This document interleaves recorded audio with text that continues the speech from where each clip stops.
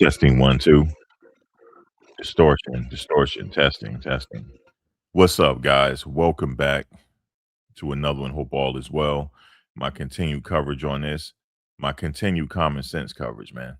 Now Charleston White goes nuclear on the family. I do have a theory on why.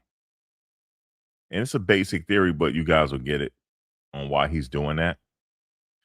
Everybody has an agenda. That's what the family have to be careful about. Everybody has an agenda. Everybody wants to be close to the action. So the family, for whatever reason, they may not have wanted to go in a direction that he wanted to go in. Because remember, the family is like kind of in a crazy situation right now. They didn't ask their son to do this, but he went out and did what he did. And then you got outside entities trying to come in. They don't know where to turn right now. This is the best thing for them to where to turn. Find a reputable lawyer in the state of Texas. That's where they're supposed to turn. They're gonna have to do their research, especially when they're raising money. Everybody want to be a part of it. So what they could do is, since they raised a lot of money before, start another GoFundMe or Go Send Go or whatever. Start another one for his lawyer fund and your living expenses. People will donate. A lot of people support your son. That's what I'm saying. And people are going to donate. A lot of people are going to donate, but what you have to do is you can't trust people. You're going to have to do your research and vet the lawyers and find a great lawyer, not a Charleston White. You're never supposed to align yourself with a Charleston White. Never. Who does that? Who aligns themselves with a Charleston White? I'll wait. You're not supposed to do that. You're not supposed to align yourself with any vloggers either. Okay? Because a lot of these vloggers out here, they don't have what you call some of them have it, but a lot of them don't have integrity. See, I don't have a dog in this race. I can point out the wrongs from both sides of the fence. And I'm not even trying to reach out to these people. I'm not trying to reach out to these people. I'm not trying to reach out to nobody. I'm just calling it down how I see it. This kid made his bed, he has to lay in it. Okay? They probably feel the same way, but that's their son at the end of the day. Of course, they don't want to see him in jail, but the reality going to set in eventually. I mean, he killed somebody. So I could see things from both sides of the fence. However, I'm not trying to reach out and be friends with them and then turn on them. That's what happened with Charleston. Maybe they didn't want to go along with his agenda. If let me just say something for you right now, for those that's watching this rebroadcast after the fact. If you listen to Charleston White, I guarantee you, and I'm not trying to be funny, if I ask you, excuse me, if I tell you to, excuse me, I can't even talk. If I tell you to, if I say to you, look, if I say this, point America out on a map, you can't do it. So you're insignificant to this conversation, and nobody should entertain you. Especially if you listen to Charleston White and you think he's deep, then you can't point America out on the map. And some people say, Max, everybody can point America on the map. Your index finger would go right to the United States. It sure would. Without explaining yourself. Technically, you did point America out. But then I say, is that America you point at? You're gonna say yes. You're gonna say yes. First of all, it's the United States of America.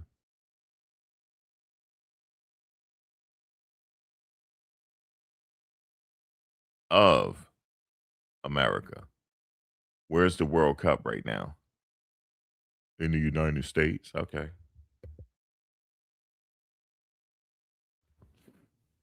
The World Cup is in the Americas, in Canada. Well, it's all the land mass is all together. So that's my thing. So guys, don't even worry about what some people say because they don't know what's going on. But Charleston White, come on, man. It's obvious what he's doing. But we're gonna listen to him anyway, and I'm just gonna give my opinion. What's up, guys? How's everybody doing? Oh boy, Charleston, I tell you.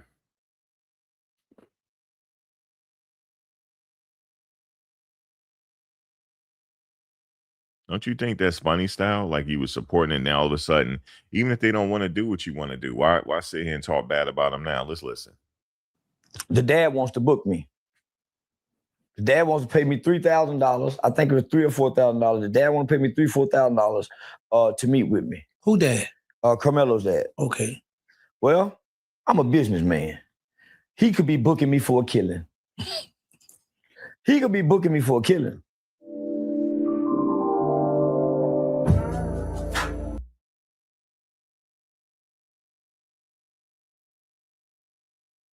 I think the Metcalf family or Karmelo and them family had posted one. So I'm telling black people, y'all don't give a what I say about kids. Because if y'all really care about kids, y'all will be saying something about the kid that got killed out there at the track meet. Black people ignored that. When black people found out that it was a white kid, that a black kid gets a white kid, they immediately started giving to the GoFundMe. So at the time, I was doing a stream with Aiden Ross, and I was telling Aiden about it. And so Aiden donated $10,000 to the Metcalf family. And shout out to Aiden for doing that. I was under the impression at the time that Karmelo had brought a knife to school. So in my mind, if you bring a knife to school, and I don't give a damn if you're being bullied, I don't give a who you're afraid of at school, you need to tell somebody. I won't give a fuck. You walk by too many outdoors throughout the day going to school, you should tell somebody. So in my mind, this is first degree premeditated murder by a kid on another kid. This kid should get the max. That's what my stance at first, right? Mm-hmm. And you're talking to a guy who was the CEO of one of the most highly recommended youth organization in the state of Texas, which is Hyped About Hype Youth Outreach. Was highly recommended to all 254 counties throughout the state of Texas by the Texas Juvenile Justice Department. I founded and ran that organization. So I used to train all the state's juvenile correction officers. You got to listen to him closely.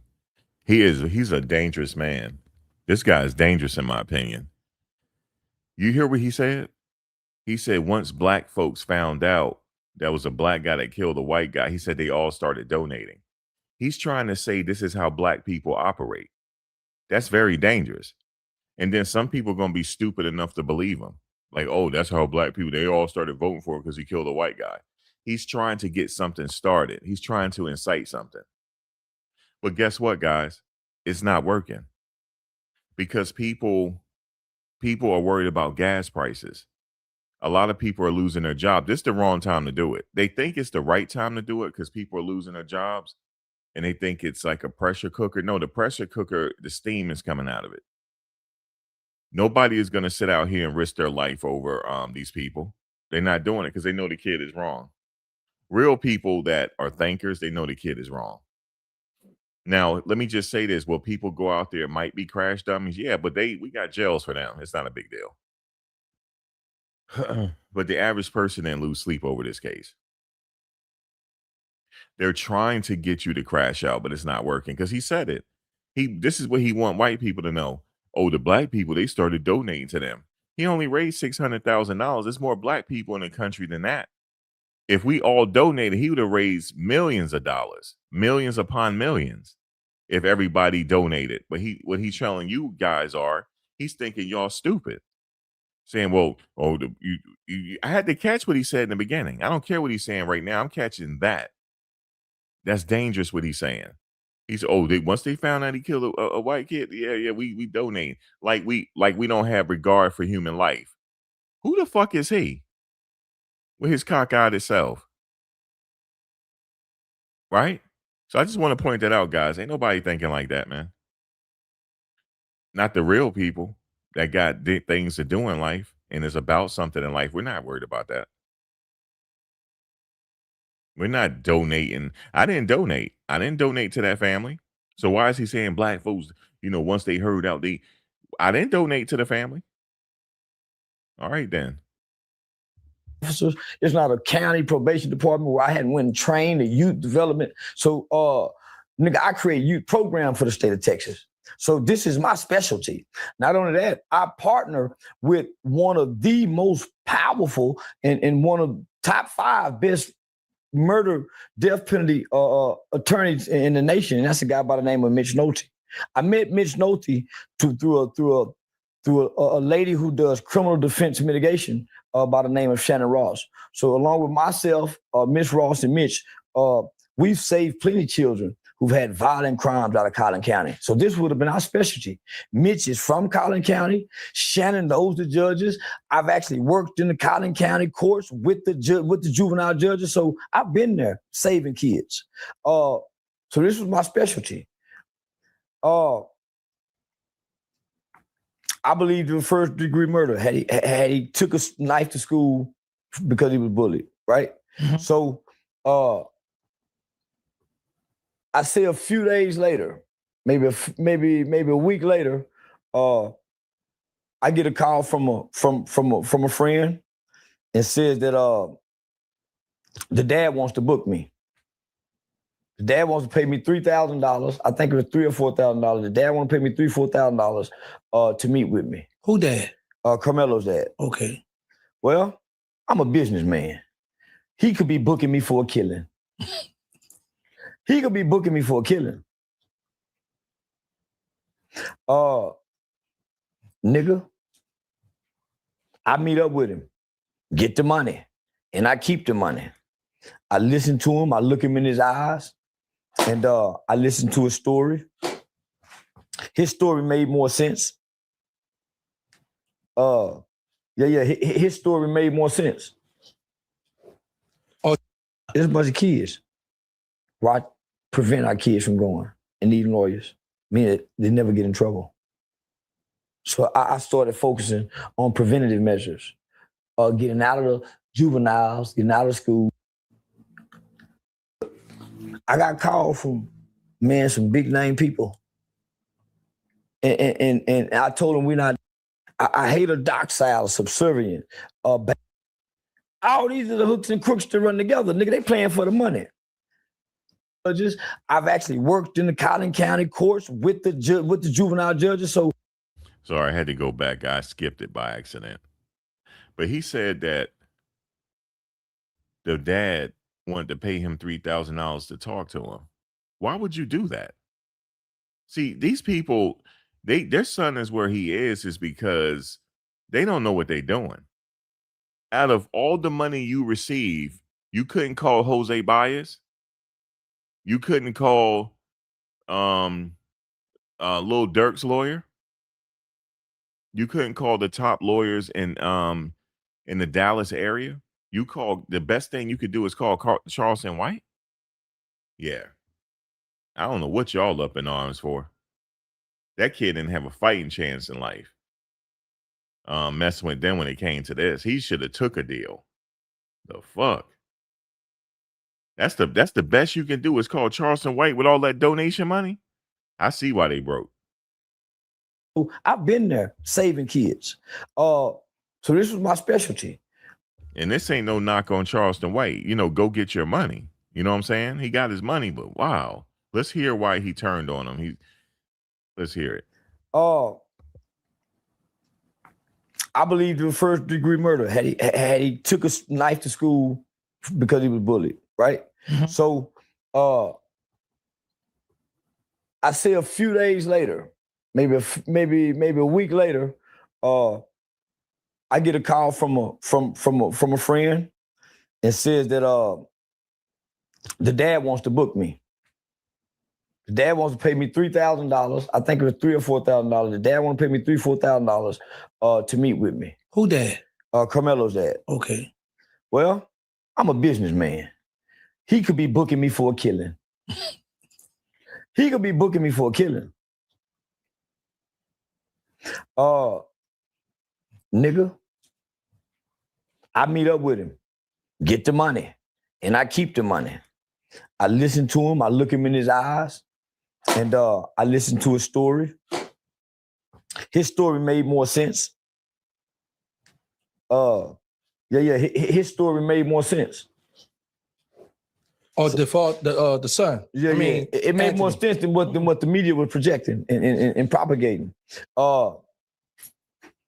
You know what really made me not like the father in the beginning? Why? And what made me not like the family?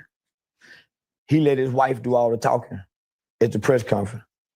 Not only that, he showed up in front of the world when his son had killed the white kid in Collin County. He showed up in front of the world with Dominique Alexander and civil rights lawyers. They called me. Attorney Cole called me and said, "Hey, Charleston, can you help us promote the GoFundMe?" Nope. I gave it to the white folk, the white family. That kid was wrong.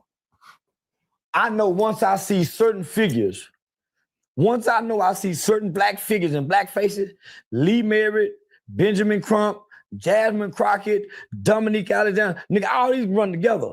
Kim Cole, nigga, all these, Freddie Haynes, all these are the hooks and crooks to run together. Nigga, they playing for the money. Being Crump them, but you know. All right, I have to side with him on this one. I do. I have to side with him on this one. But I don't like the fact that he said, well, black folks, once they found out he killed a white person, they started donating. Now, it could be true, but it's not true for all of us. So I just didn't agree with what he said there. But right what he's saying right here, man, I agree with him on that one.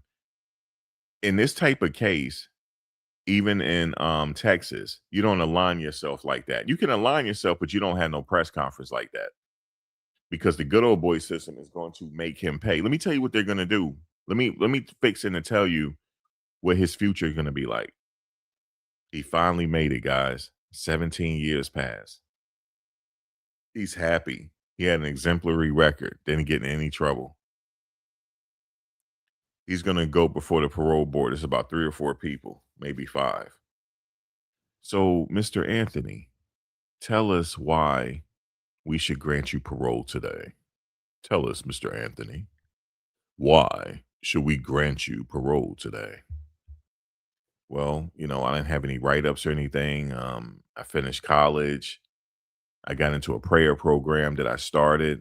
Also started a mentor program for the younger people because, eventually you're going to be an OG in jail. I started a mentor program for the younger people. That is very nice of you, Mr. Anthony. Very nice of you. Yes, and I'm truly rehabilitated, and I am remorseful for what I did, and I reached out to the family and I apologized. Different things like that. They have forgiven me. Because time heals everything. You know what they're gonna say to him? Well, Mr. Anthony, after careful consideration, and let me just say this, Mr. Anthony, we have considered your case a lot. So after careful consideration, Mr. Anthony, we think that you need to do a little bit more time in the system. We don't think 17 years is a lot for a murder. So with therefore, Mr. Anthony, I have to deny you. And they all denied him. Then he leaves there after 17 years. He think he's gonna go home to his family. All right, the next time he's up for parole, he know he gonna get it this time. A year has passed. Mr. Anthony, after further consideration, with me and my colleagues, it's unfortunate, but we have to deny you. Now watch this. 5 years has passed now. 5 years. Mr. Anthony, I'm sorry. We're going to have to deny you. He is dangerously close to doing a whole 35. How do we not know? Well, say if they might do this in jail. Hey, Max, check this out. I wouldn't do this, but I'm going to give you a scenario because it's been done before. This is what's been telling to me. I know people that's been in the system. So let's say he's getting ready. They can't deny him for parole anymore, right? They can't deny him anymore. So, Max, we need you. We know you need some time shaved off, man. I need you to go in this jail and I need you to create a beef with Mr. Anthony. I need you to do that and start fighting him. He gets written up. They add an extra 2 years onto the 35. Now he's going to do the 30. You get where I'm going? If he make it out alive, if he makes it out alive. When they did that, so I'm agreeing with Charleston White. When they did that, they sealed his fate right then and there with the people they had at the press conference. And who idea was it to have a press conference? It was a bad idea. You know who was the mastermind leader? The white boy Sean King. Sean King probably ran off with $1 billion from the Black Lives Matter donation and getting his cut. So once I saw Dominique, I said, man, they playing, homie. Nigga, so I had a disdain when I saw the family with these people. Nigga, man, come to find out they not from here. They don't know nobody from here. Family never been in trouble. This man and his wife never been in trouble. They've never had a son. So they don't know what to do. These ambulance chasers went out there and brought them to the lawyers like they always do during a police shooting. Why do you think during a police shooting, you always see Ben Crump or Lee Merritt? You don't see no other. Okay, so that does make sense. He got some inside information here on what happened. That does make sense. So what happened was the parents, they didn't know what to do. They don't know about somebody getting charged with murder and what steps do you take. They don't know what to do. They don't know nobody in Texas. They just moved it. They don't know.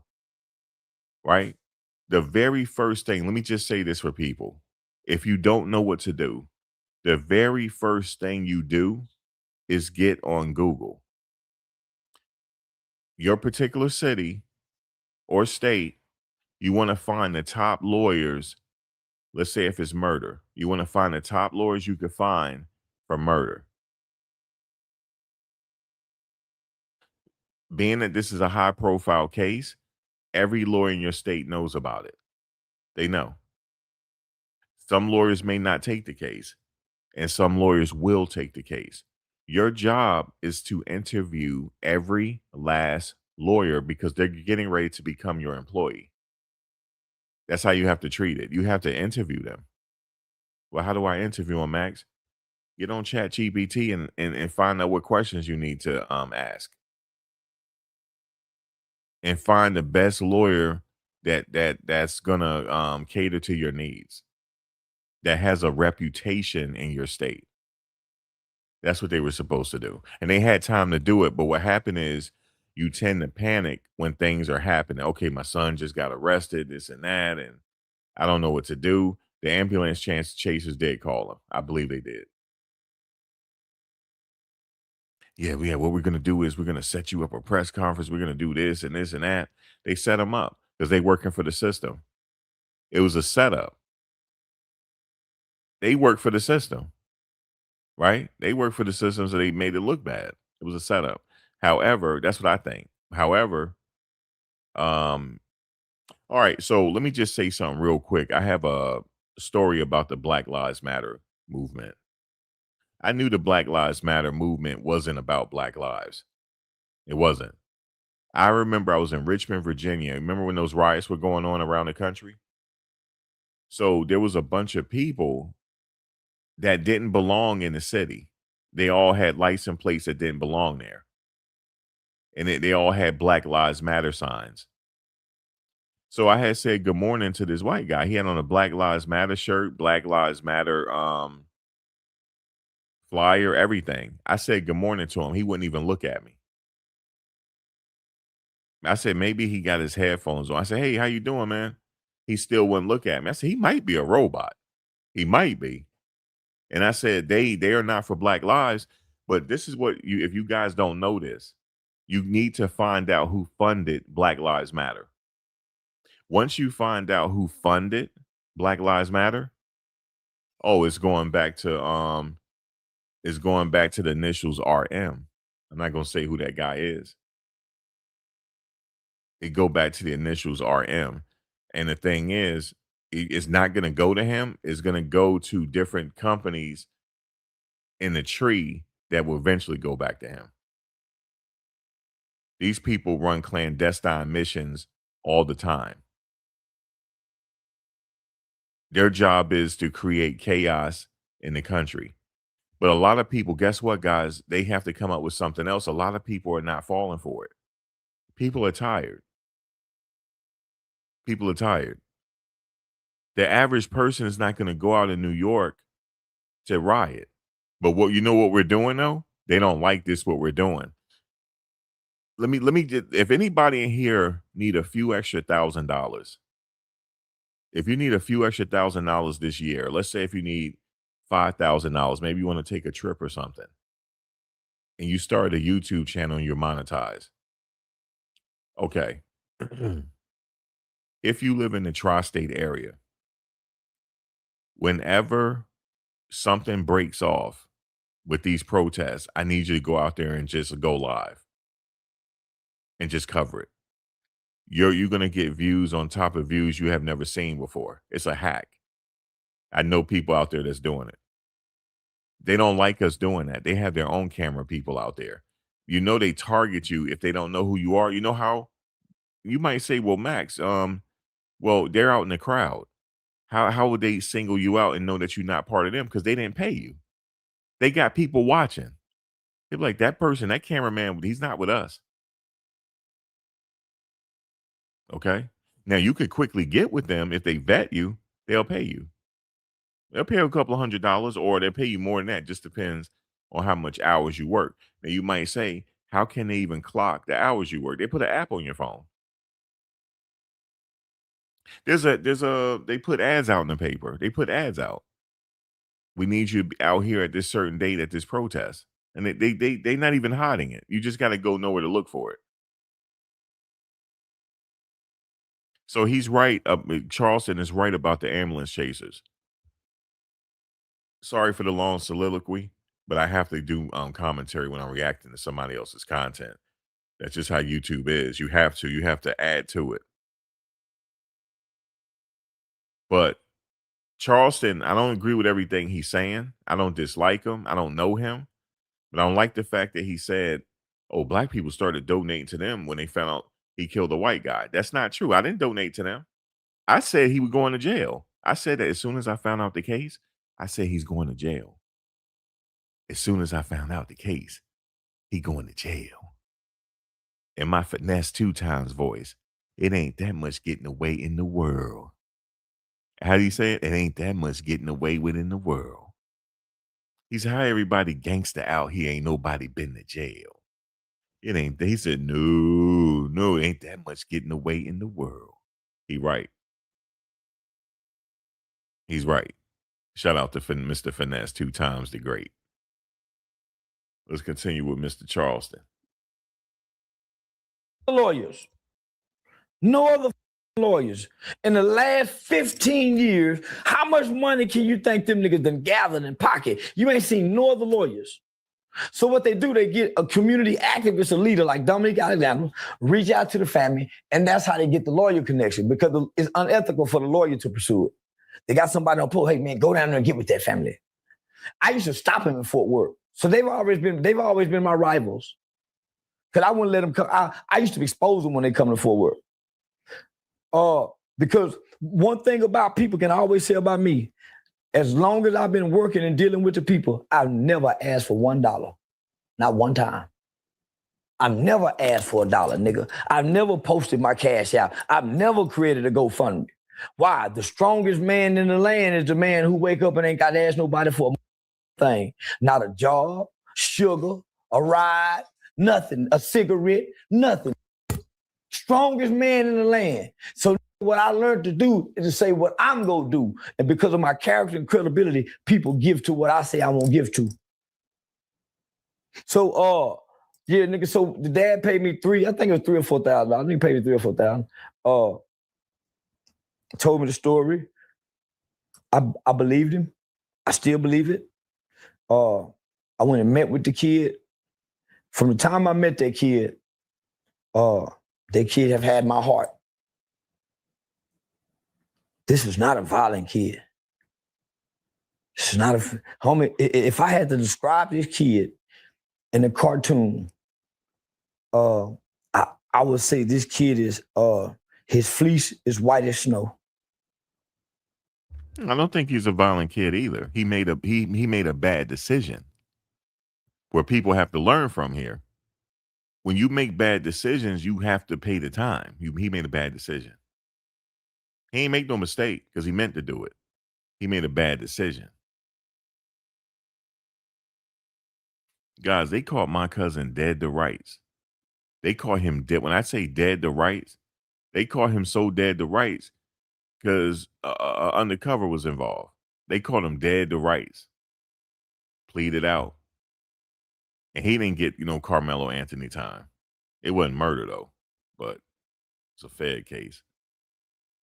But still, he was facing a lot of years. We didn't know what the judge was going to give him. Then the judge sentenced him, and he got out. He said, sometime, bro, you just got to cop out. He said, especially if they got you dead to rights, you just got to cop out sometime. But he made a bad decision. I don't know if they probably were being advised wrong because the family is saying that now. They believe they've been lied to, and they don't know who to trust now. So if they ever listen to this, you take the money that you raise and independently go vet these lawyers. Do it on your own. The crazy thing is, I know they didn't grow up in the 80s. I'm way older than his parents. They didn't grow up in the 80s. His parents got to be touching like maybe 32, 33. If that. They probably like 30, no more than 35. His parents. Which means that they are millennials. I grew up in an era where we didn't have a computer. We didn't have the internet. We had to do research. But think about the technology you have now. You got everything at your hands. You could research anything. I figured out how to replace my laptop, my MacBook screen by myself. I was going to take it to the Apple store. They're going to charge me a lot of arm and a leg. And they say it's going to take a while. You know how easy it is to replace a MacBook screen? It's easy. All you do is look at a video. You can go to Google, you go to YouTube to learn how to do oil changes, everything. Everything. Okay? Everything. So why can't you use that to find out the process on hiring a lawyer? There's a process that you have to go through. There's a vetting process that you have to go through. I'm not saying nobody knows it, but you could go Google it. I could say right now to somebody,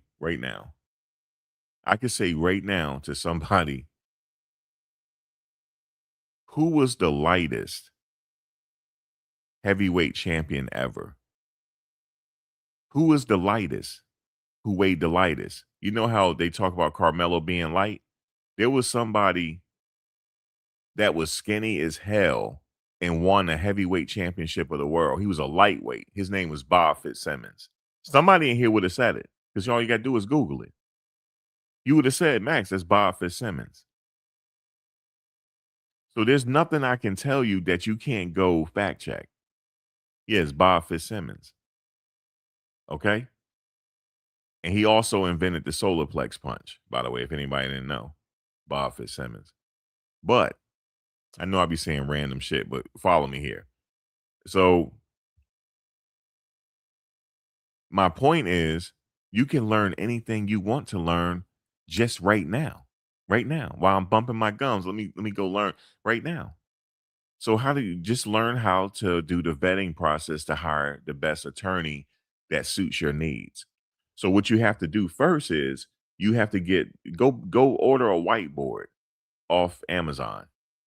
You list all the needs that your family need right now in an attorney. You list them. You list all the needs. And you give those needs to the attorneys. And they're going to check it off. They're going to know you did some research because, like, okay, he's vetting us now. And they will interview with you. It's an interview. You also have to check their record. There's reputable websites you can go to check these lawyers' records.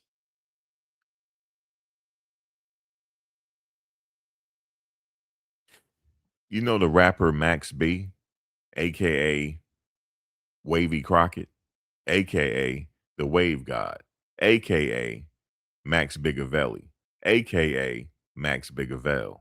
Remember him? He's out now. That man, I saw that man personally because I remember his case. His case is here in New Jersey. I watched this man get sentenced to 75 years. And guess what? He got sentenced to 75 years for a murder in New Jersey. Where is he at now? Anybody know? Out there chilling with French Montana somewhere right now. He got his time shaved off. Why? Because he didn't give up. But you know why he got the 75 years? Gerald Cerruti. I'm not saying it was his fault, but there was some different things that he did, you know what I'm saying? And they reprimanded him. It's a lot of different things. I think I don't like to talk bad about attorney, but he probably should have got him a better attorney. And he wouldn't have got the 75 years. Okay? He wouldn't have got the set. They tried to lock the key and throw it away. And if Max didn't have the wherewithal, if he didn't have the wherewithal, he wouldn't be out right now. But he's smart. Don't let Max fool you. Max is smart. Max said, hold on a second. I didn't kill nobody. Okay? I didn't kill nobody. But then he went and got him a real bona fide, respected lawyer in New Jersey. Respected. And guess what they found out? Well, his original lawyer did some things that was unethical. And I don't know where his lawyer came out of rafters with this stuff in the appeal. And guess what happened? He got some action in the appeal. Max B. And he got some time shaved off and said, guess what? You coming home at this date. And he came home as soon as he got out, he went to the Jets game. As soon as he got out. And met with Method Man out there because Method Man was a cameraman out there. Official NFL cameraman, if nobody don't know. He's official NFL cameraman, Method Man. He was out there chilling with French Montana, Method Man, and this and that. Went to the studio that night. He did so much in one day, it made me feel bad about myself. He did so much in one day. Ow. You know what I'm saying? The Wave God, Wavy Crockett. Wavy Crockett would still be in, you know where he was at? New Jersey State Prison. Northern State Prison, excuse me. Serving 75 years. He didn't give up. He had to fix his wrongs. He had to go get a bona fide, respected lawyer. Didn't I say, guys, deals are made on the golf course? I said this already. His lawyer, his parents don't know this. Oh, how much the family give you, Max? Hey guys, I need your guys to help me here, Judge. And I need you to talk to your friends in the appeals. Oh yeah, Max, what's up, man? How much they give you? Yo, man, they found 5 million for me. They like, really? They found 5 million for you? Yeah. I got 250 for you. You know what I'm saying? If you can talk to Sandy up in the appeals so this case can slide through. Okay, Max, say less. How much you got? 250. Okay, cash? Yeah. All right, so I can put it in my safety deposit box. All right, cool.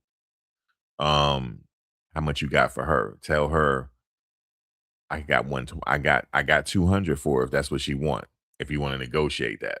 Okay, you got 200? Okay, cool. And then whenever you guys got a client that you need represented, I'll do it. Just let me know. Deals get made like that. Deals get made like that. And once they realize that you're a player like that, you're going to get favors, especially if you keep your mouth shut and you're trustworthy. All lawyers know this. And I know what they're going to say. Max just running his mouth, but there ain't nobody come up in here yet saying, I'm wrong. I know how it works. But the problem is the average person ain't got no money. We ain't got the money. You know what I'm saying? To play like that. But the money plays like that out here. You know what I'm saying? as long as they play the system, as long as you know you're not bigger than the system, right? You can't be bigger than the system. You just got to play the system. You got to know how the system is played. You know what I'm saying? So check this out. What was supposed to happen was, all right, yeah, they collecting all this money, about 600,000. Okay, cool. Um, you go get the best lawyer that money can buy. You that whole 600,000 should have went to the lawyer so he can break it up, so he can split the pie, so that Carmelo would have got 8. You see what I'm saying? He'd have got 8 years. He'd have been out in 4. He's 19 now. He'd have been out when he's 23. He'd have been out for the next World Cup. Not this one right now, the next one. He'd have been out. You know what I'm saying? All he got to think in his mind, like, damn, Max, that's still a long time. No, that's only an Olympic game, a winter. Is he only got to be in there for a summer, another summer Olympics, winter Olympics, and another World Cup. That's it. And he'll be out. Time go fast. So he got to think of it like that and put him in a low medium camp. They trying to help the boy. Do y'all know they trying to help the boy, right? They put him in a low medium. Even still, he's in a pretty good spot. He ain't in a bad spot. He in a spot where elderly people at that got health issues and also inmates that got severe health issues. That's where he is. So they might realize that they have the opportunity to collect money. So watch how this go. Let that family get $5 million and hire the right attorney and see if that boy gonna come home. Remember, I said that. Okay? Remember, I said that. Like, look, guys, but there's some things got to be done though. They got to play the position now. They got to hold another press conference. They got to say, listen, I had deep talks with my Lord and Savior Jesus Christ. I had deep talks. Cause it's they got to appeal to the evangelicals. I had some deep thoughts and deep conversations with my Lord and Savior Jesus Christ. We like to apologize to the family while you're getting a high-powered attorney like Tony Busby or somebody at that level in Texas. And my lawyer we want to apologize. And you gotta have some real tears. Apologize just like that. And then next thing you know, he might get some action in the appeals. He need money though. He need money to do this. And the reason why it's so low, because the average person ain't got about $5, $6, $7 million to hand over to a high-powered attorney so things can get done behind the scenes. Let me go back to what Charleston White is saying. Do anybody know why they call Chicago the Windy City? Sometimes I give you these like random information that my friend always say, you just say random stuff. It turned out to be true though. She be fact checking me. You know why they call Chicago the Windy City? Anybody know? It's because of their shady politics. Let's continue. Man, it's a pure good kid. Smart, intelligent, fragile, frail. Try to seem confident, but self-esteem issues. Dad worked a lot. Dad wasn't always home. Kid don't know how to throw a punch. Stop right there. He said the kid has self-esteem issues. He said the dad wasn't always home. This kid had issues, guys. He did. He had issues. You don't just pop somebody in the chest like that and you're a normal person. He wasn't normal. He wasn't normal. Something's going on with this kid. He needs help. Charleston is saying it. He met with them. He said this kid got self-esteem issues.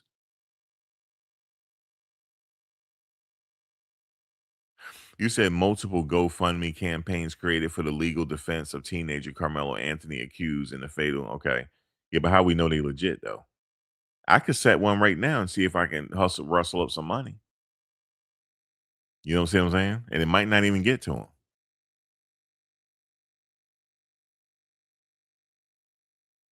Yeah, that he was never home. So that kid didn't have his father like he was supposed to. But you know the thing is, He took a gamble on that because they were upper middle class. He had to go out and make money, so he couldn't always be home. So it's a give or take thing. He wasn't home. That kid had issues. That kid had issues, man. It's not normal for him to pop somebody in the chest like that. That's not a normal situation. And also, Charleston said he couldn't even damn punch. He can't fight. Everybody know that he can't fight because he's sitting up there with a knife. And he had self-esteem issues. Yeah, there's a reason why he did it. All right, let's continue. Uh, Articulate, can communicate well, properly, has goals, has aspirations, and being a thug is not one of them. Looking like a thug is not one of them. Behaving like a thug is not one of them. This is one of all our kids. If you can close your eyes, if you have children, if you can close your eyes and think of the best kid around your children, that's this kid. So when I met him, I initially connected with him. And I knew he was going to have a hard time being on bond. So I started putting things in place for him. I had him an MMA coach, shout out to Trent, a boxing coach to go out there. I loaded him up with books. One of the first books I gave him and asked him to read is The New Jim Crow by Michelle Alexander. That talks about the 1 in 3 school to prison pipeline. 1 in 3 school to prison pipeline. 1 in 3 school to prison pipeline. He went to prison from school. 1 in 3 school to prison pipeline. He went to prison from school. Over 50% of children in the state of Texas are not arrested on the streets. They're either referred or come through school.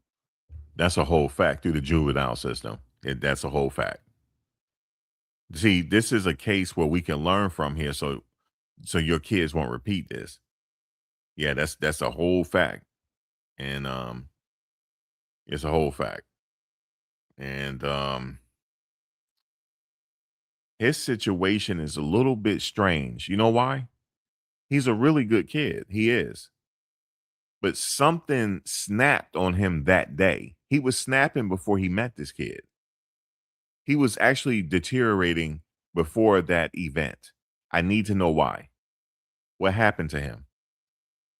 He was starting to deteriorate at that particular time. So the kid, it didn't matter which kid that would approach him, they would have got it. They would have got the business that day. He had something going on in his mind that day.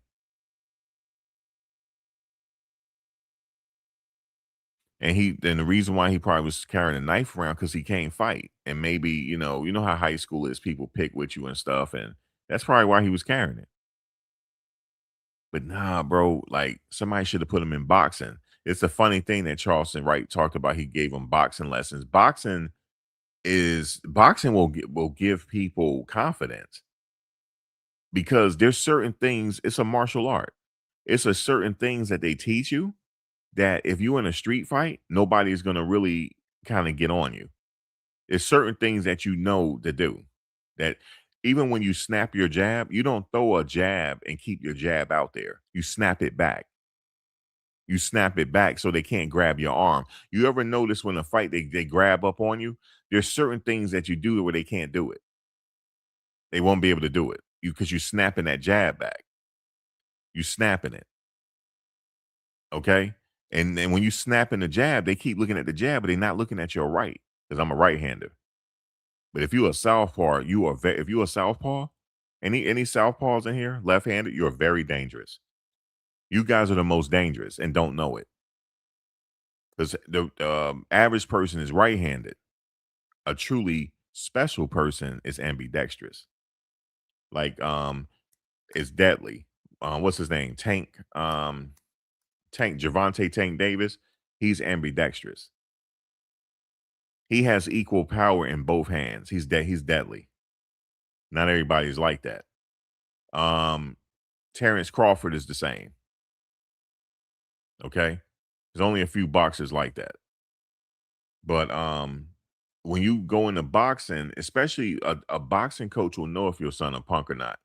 and he'll sell you like, all right, I need you to work on a jab. Step when you work, you step a certain way into the jab, but you snap the jab back. So if you ever get in a fight, they're trying to grab you, but you're snapping it. They because they worried about you hitting them the wrong way. They know they're gonna be very cautious on grabbing you. And the next thing you know, you just kind of like um you just kind of like do a lazy jab, throw it out, and like tap their shoulder, and then down you now they don't see the right coming, and you got them. There's certain things like that.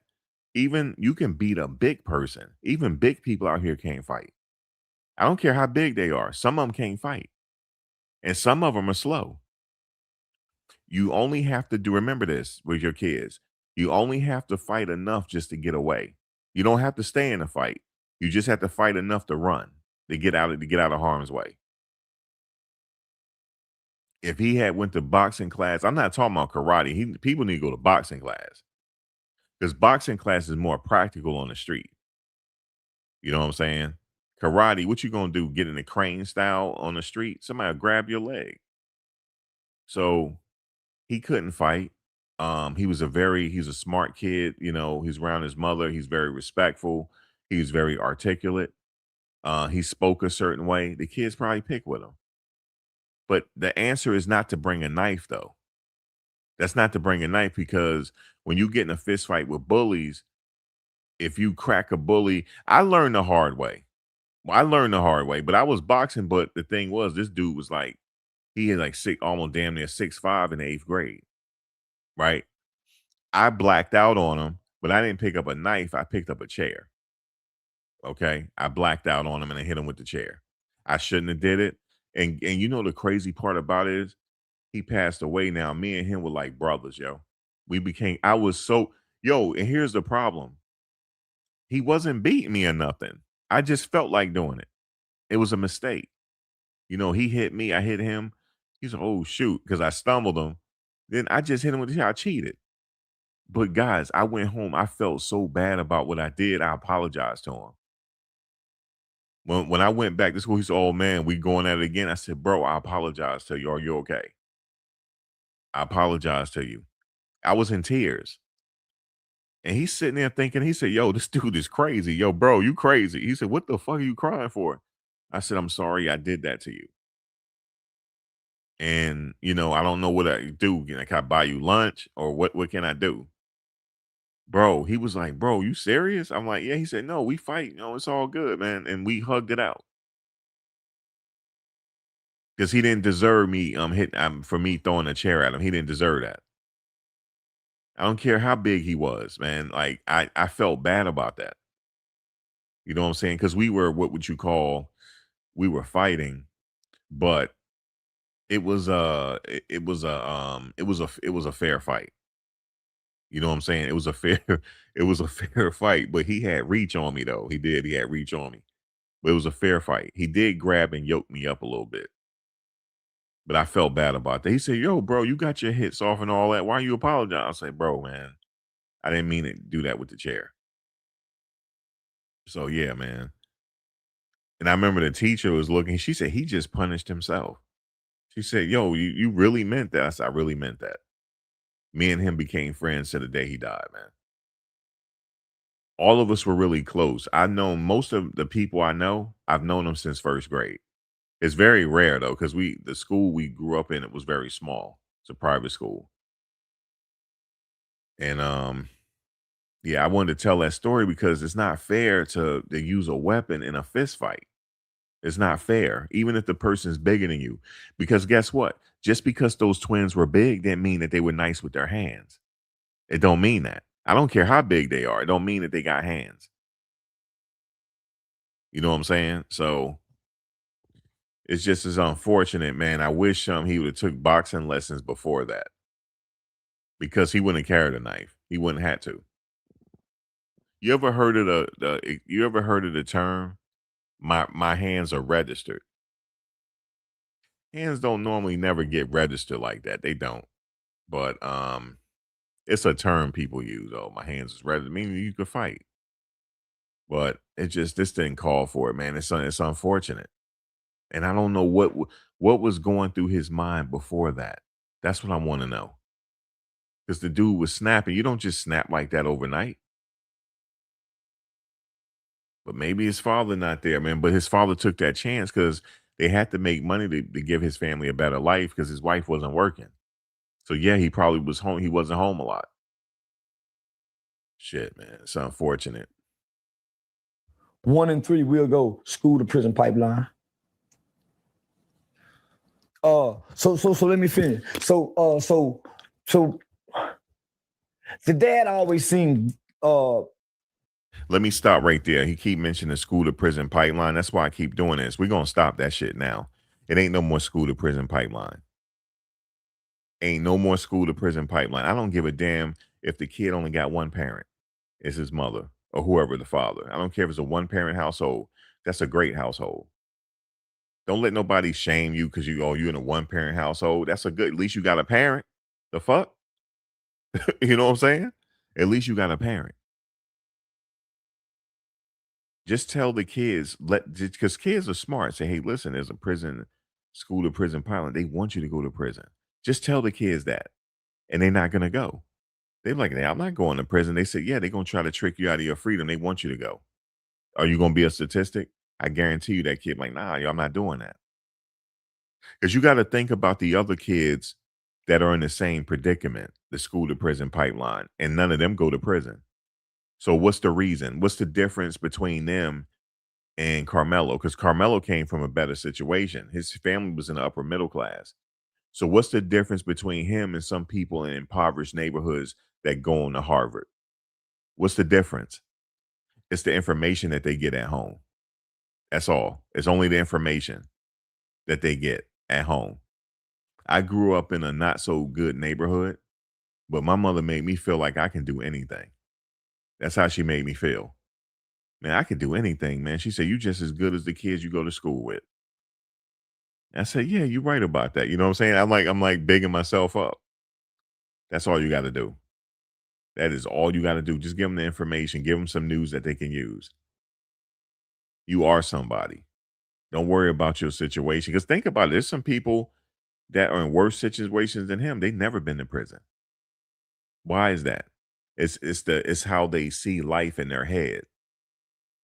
It was a book that says, "As a man thinketh, so is he, or so is she." Whatever that book was.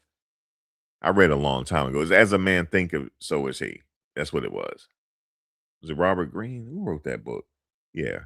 So your thoughts are your reality. So that's all it is. That's all it is, man. It's the way what's going on in between that brain. You got to get that brain fixed. You know what I'm saying? Oh, you're not a punk. It's okay to lose a fight. It's okay. It's okay. Do shadow box in the house. Work on that jab. Son, all you need is a jab. That's all you need. And then slide that right in when you can. Teach them how to ball their fist up. There's a way you ball your fist up and the way you're supposed to place your thumb so you won't break that damn thumb. You got to teach them all that and they'll be straight. If you lose a fight, you lose. It's all good. You know what I'm saying? Come home and talk about it. You know, damn, he hit me, man. And then tell him, I guarantee you, he told, man, y'all knocked the shit out of me, yo, man. Big up to you, man. You knocked the shit out of me, but you don't do it no more because I'm gonna get you. I guarantee you they would have been friends. You know what I'm saying? If you it's like the way you think your reality conforms to it. I bet you if you said, man, you better get your big ass away from me. You know what I'm saying? You know what I'm saying? You better get your big fake ass wrestling looking ass away from me. I bet you they would have started laughing. Like, damn, he calling me what? I mean, we get your big fake wrestler looking ass away from me. Get off of me. You know what I'm saying? And I said, look at you. You sitting up here trying to move me out of here. Damn, what are you, a damn police? I guarantee you they would have started talking. I guarantee you. Unless they just are rival. Some schools are just rivals. Some schools, when you meet them, it's just up. It could have been like that. Because I had a school when I grew up, it was up when we saw each other.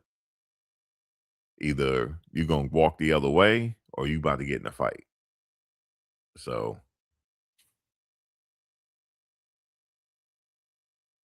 Yeah, man, this just shouldn't have happened, man. Shit. But it's over with now, though. Just got to learn from it. I don't like victims. I don't like people. I talk to victims and talk to them to be victorious. I hate a black man that see himself as a victim. I hate a black man that poor me. I hate a docile, subservient, beta male black man. No matter how much respect and likeness I have for you, you can't be that kind of man with me. I hurt your feelings. So I never hurt his feelings, but I was rough with him. See, while everybody talking, there was a time when he needed all these black people with these opinions, all these black lawyers that he said is powerful now. Where was they at then, nigga? They saw you with the same lawyers that you got now. You reached out to all these, but nobody there, nigga. They gave you a GoFundMe when the black lawyers and the black people. No, some people were telling them that they fucked up, but a lot of us don't get a lot of views. My video's still around. It just didn't get a lot of views. I said, yo, they fucked up. He definitely going to jail. I said it. I said I said he's around that dude. Oh, he going to jail. He going to jail. I said that. I said it just like that. He going to jail. So some people were saying it, but we get drowned out by certain people. So it is what it is now. People realized they couldn't get that 600,000. Wasn't nobody there, nigga. The white people went in, and because there was so much controversy, and he had so many oppositions in the white Republican conservative world, they put a halt on that money. Only people could touch that money is the lawyers. He couldn't have no access to it. He couldn't. They would start going up to his job, acting like they wanted to buy a car. Get to the finance guy and say, hey, man, this son killed somebody. Y'all better get him out of here. The job didn't fire him, but just for the safety, and they had to let him go in the brand. They had to let him go. He called me crying, homie. I ain't no savior, and I don't give a damn about helping another grown man. But because of my heart for his son, I put him in the car with me. And I didn't have a position for him. I made him my road manager. I took over the car payments. When he told me, man, they looking for Karmelo truck.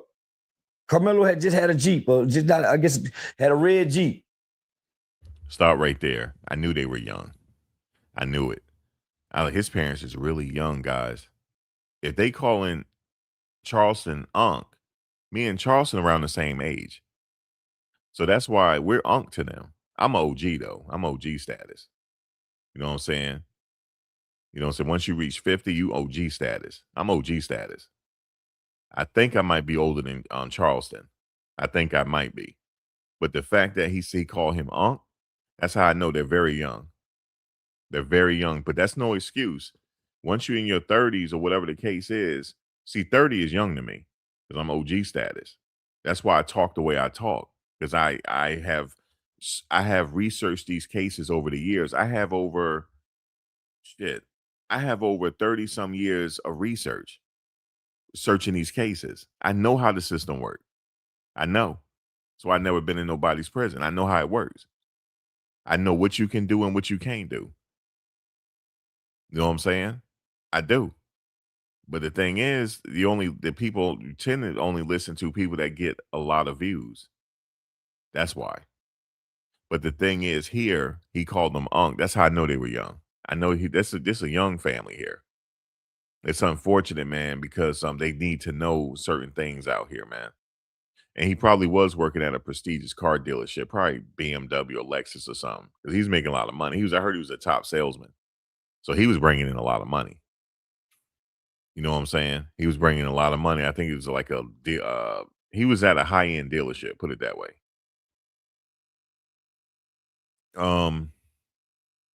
But that doesn't. You need to know how the justice system works. The average person don't know. And the thing is, if you're a person of color, you need to know. You just need to know. So if a cop pull you over, you gotta know what to say to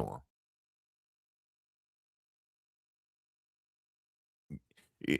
If you ever driving and you see a police officer in back of you, do you automatically get nervous? You shouldn't if you know certain information. Then you would know so much information they will become invisible to you. That's how you're supposed to get in life. Then now you're free. You're gonna free yourself up. Because a lot of people they hold the steering wheel tight when they see them. You don't have to do all that. Especially if you got information. You don't gotta do all that. And you don't have to talk to them a certain way either. Just always show respect. That's it. I had to check an officer a couple of months ago. And it was my fault. It was my fault because I was in an area where I wasn't supposed to park. So here I am. I'm coming out the store with my stuff. And he's like, I went past. I said, "Officer, I'm moving now. I apologize. You got me. I wasn't supposed to park there." He said, "You damn right you weren't supposed to park there. You know it. You weren't supposed to park there. And why the f you park there?" I said, "First of all, young man, you gonna calm down." I said, "I know your parents taught you better than that." I said, "I'm an elder here." I said, "I know they taught you better than that. And you're not gonna sit here and talk to me like that, young man." I said, "Young man, I promise you, when I graduated high school, you weren't even born yet. I promise you this."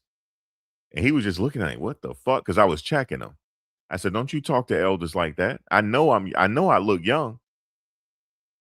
He said, "Well, how old?" I said, I told him. He said, "No, you didn't." He said, "Let me see your ID." He said, "No, you're not." I said, "I ain't showing you." And yes, I am. Yes, I am. I'm damn near a senior citizen. Do not talk to me that way. And he said, "Well, you weren't supposed to park there." I said, "Sir, I understand. Is either you gonna write me a ticket right now?" I say, "Sir, if you go ahead and write me a ticket. Let me go put this in the car. Go ahead and write me a ticket, man. And here, let me give you my license." He said, "No, you don't need to do that." He said, "Just have a good night, sir, and don't do it again." I said, "Thank you, sir. Thank you, sir. And you have a good night." I said, "You have a blessed night, officer."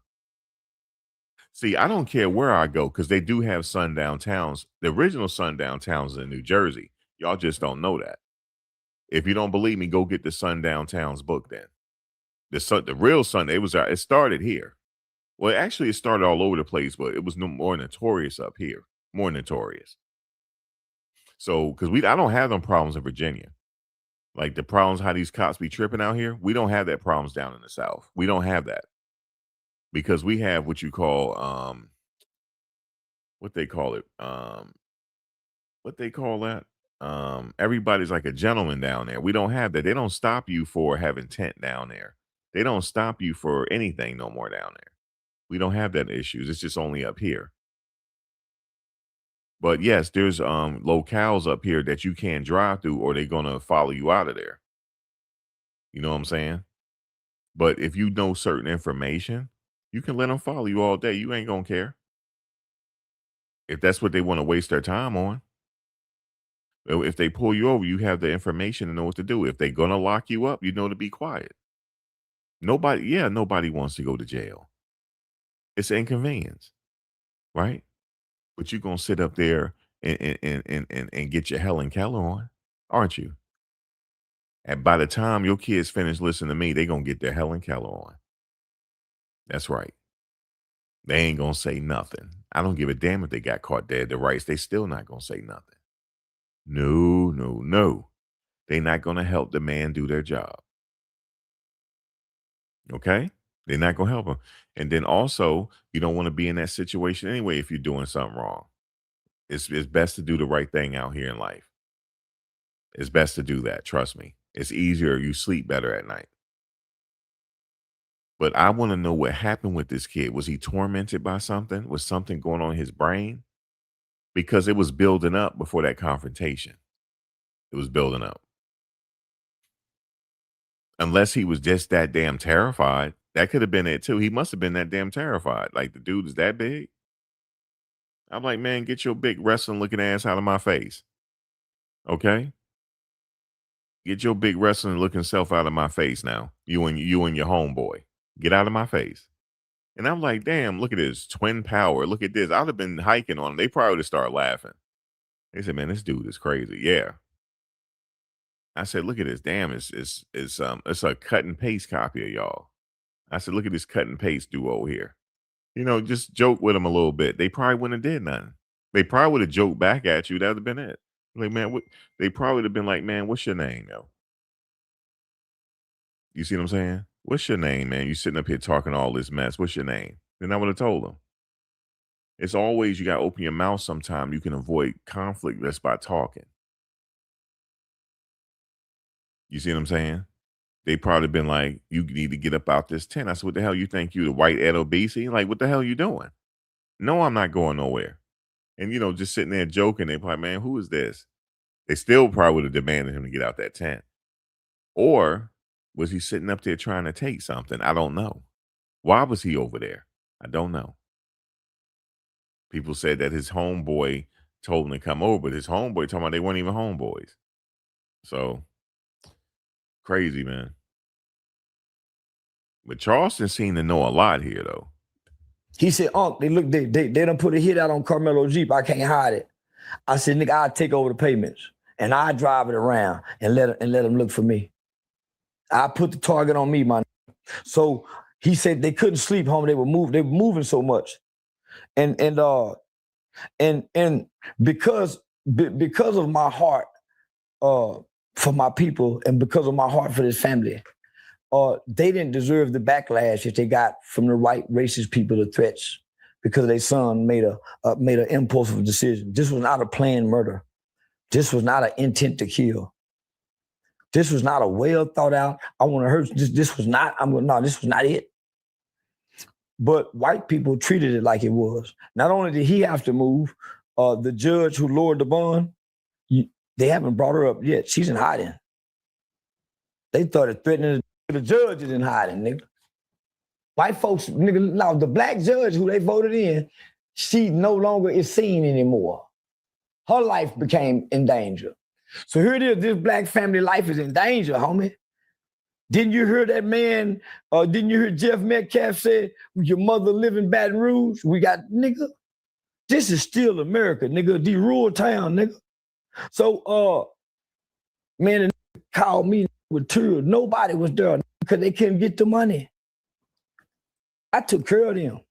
Not that they owe me anything. I never asked for anything, but I put a target on me. So I started going online, fighting everything that was coming after them. Sarah Fields, Jim Lane, the white boy that just got arrested for say go shoot him in the head with the $1 million by now. I made them target me, homie.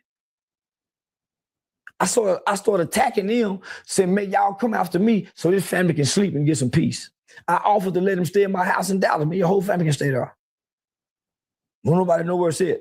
So these people was actively seeking and pursuing them. Real white people, nigga. This Texas. So I took this big right. You used to see me coming at Jeep. Mm-hmm. They were looking for his son's Jeep out there. You gotta let my son drive that motherfucker. And I knew I should have did it. I'll give my son money, nigga. He Uber eating out in their old neighborhood. In the Jeep they looking for. My son off the road. I ain't said nothing. Cause I ain't want to scare my mama. It didn't dawn on me. Fuck, nigga. This shit serious.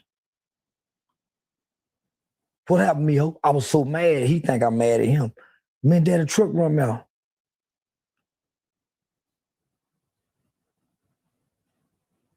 So, nigga, I'm invested in this shit.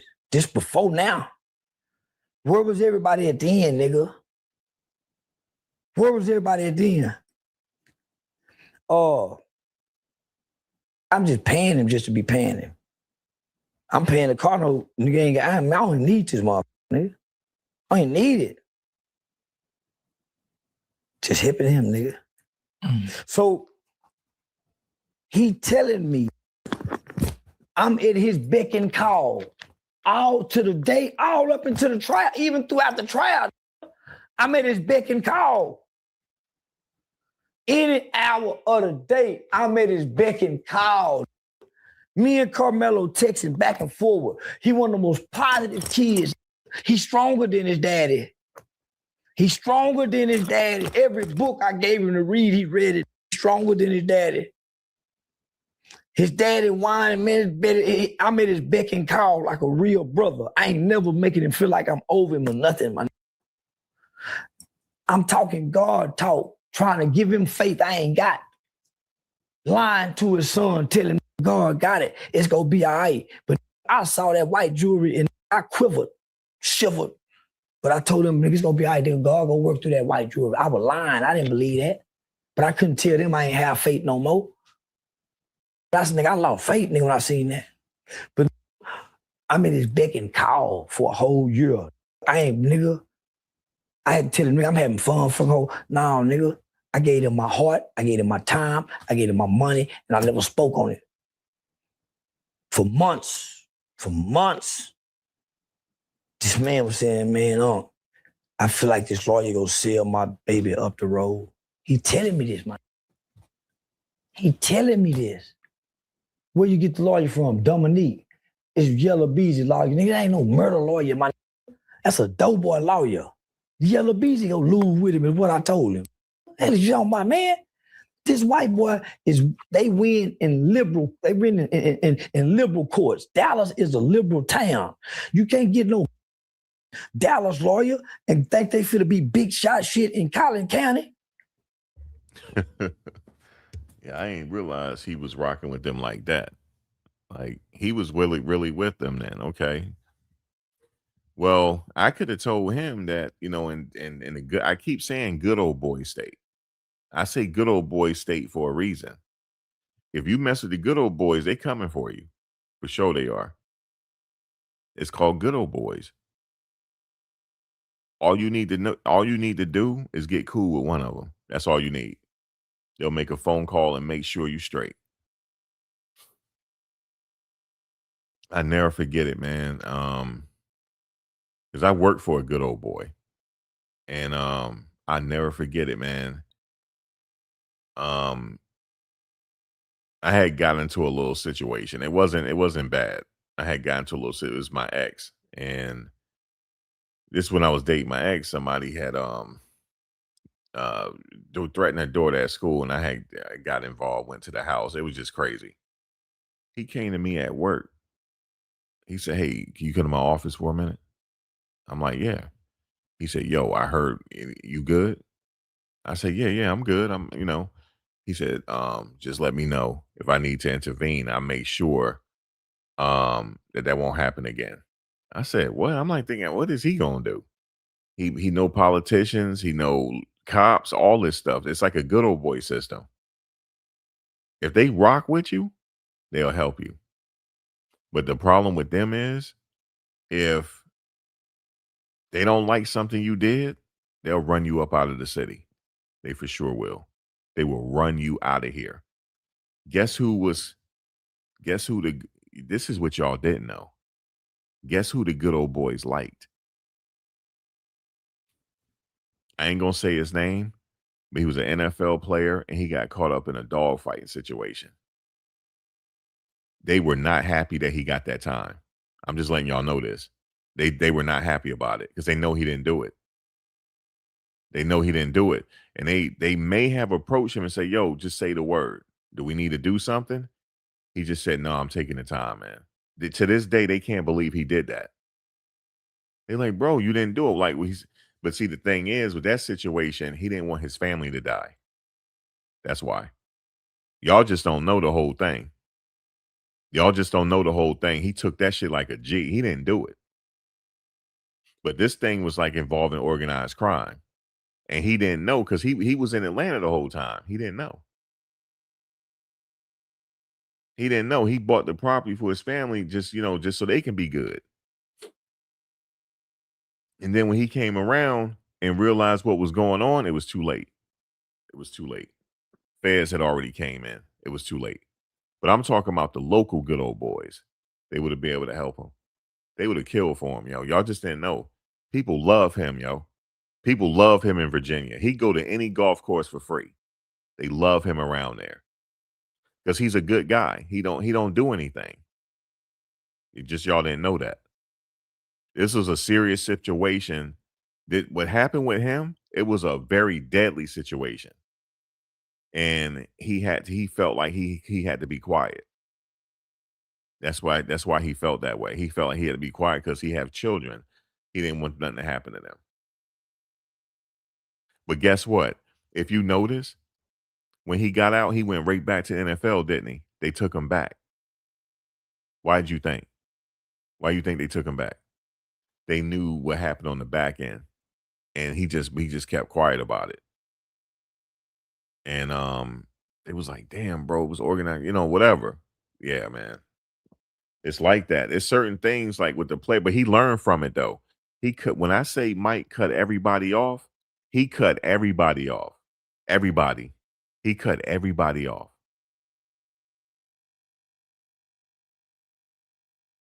He didn't give a damn if you were a cousin. He didn't give a damn. He cut everybody off, man.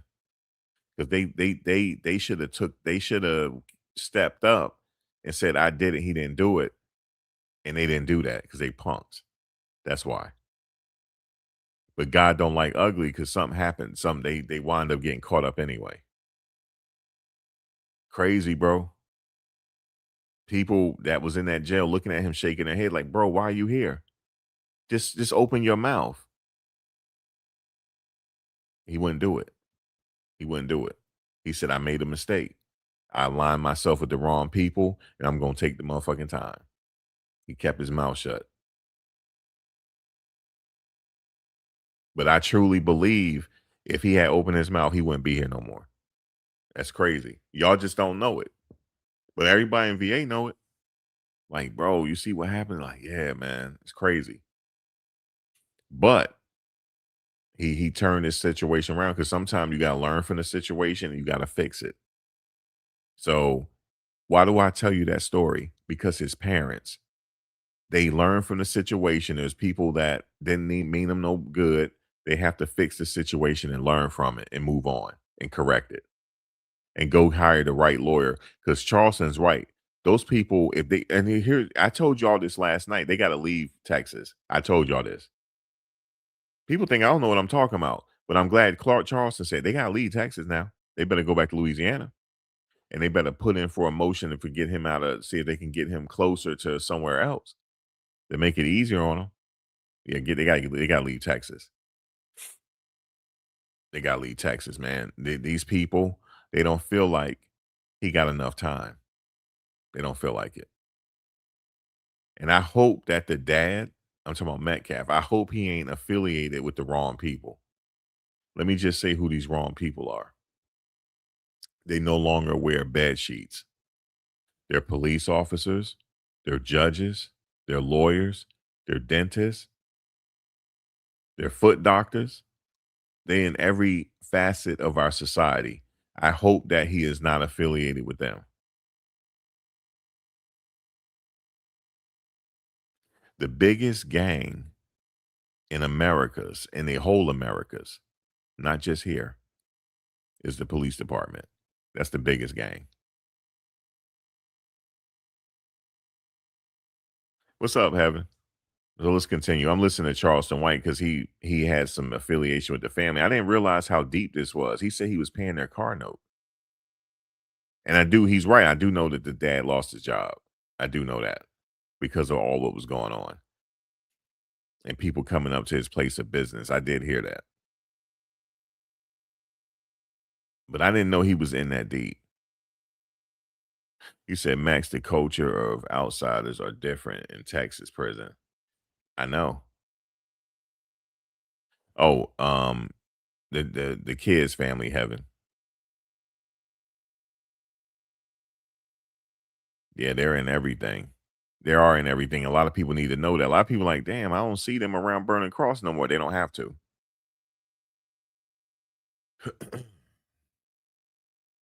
I just hope he's not affiliated with them though. The Metcalf family, Heaven, for that situation. But for the other situation with this guy talking about, his affiliation was with the Anthony family. That's what he's talking about now. His dealings with them. He used to pay their car note and everything when the dad lost his job. He's saying that the dad having that line with, hey, what's up, Logical? The The dad aligned himself with the wrong people. What's up, Joseph? You said it might be best to stay there and don't move. Yeah, you might be right about that. Is anybody here from the state of Texas? Yeah, he was paying. He was paying the kid's car note. Having when he had the Jeep, when they bought him the Jeep.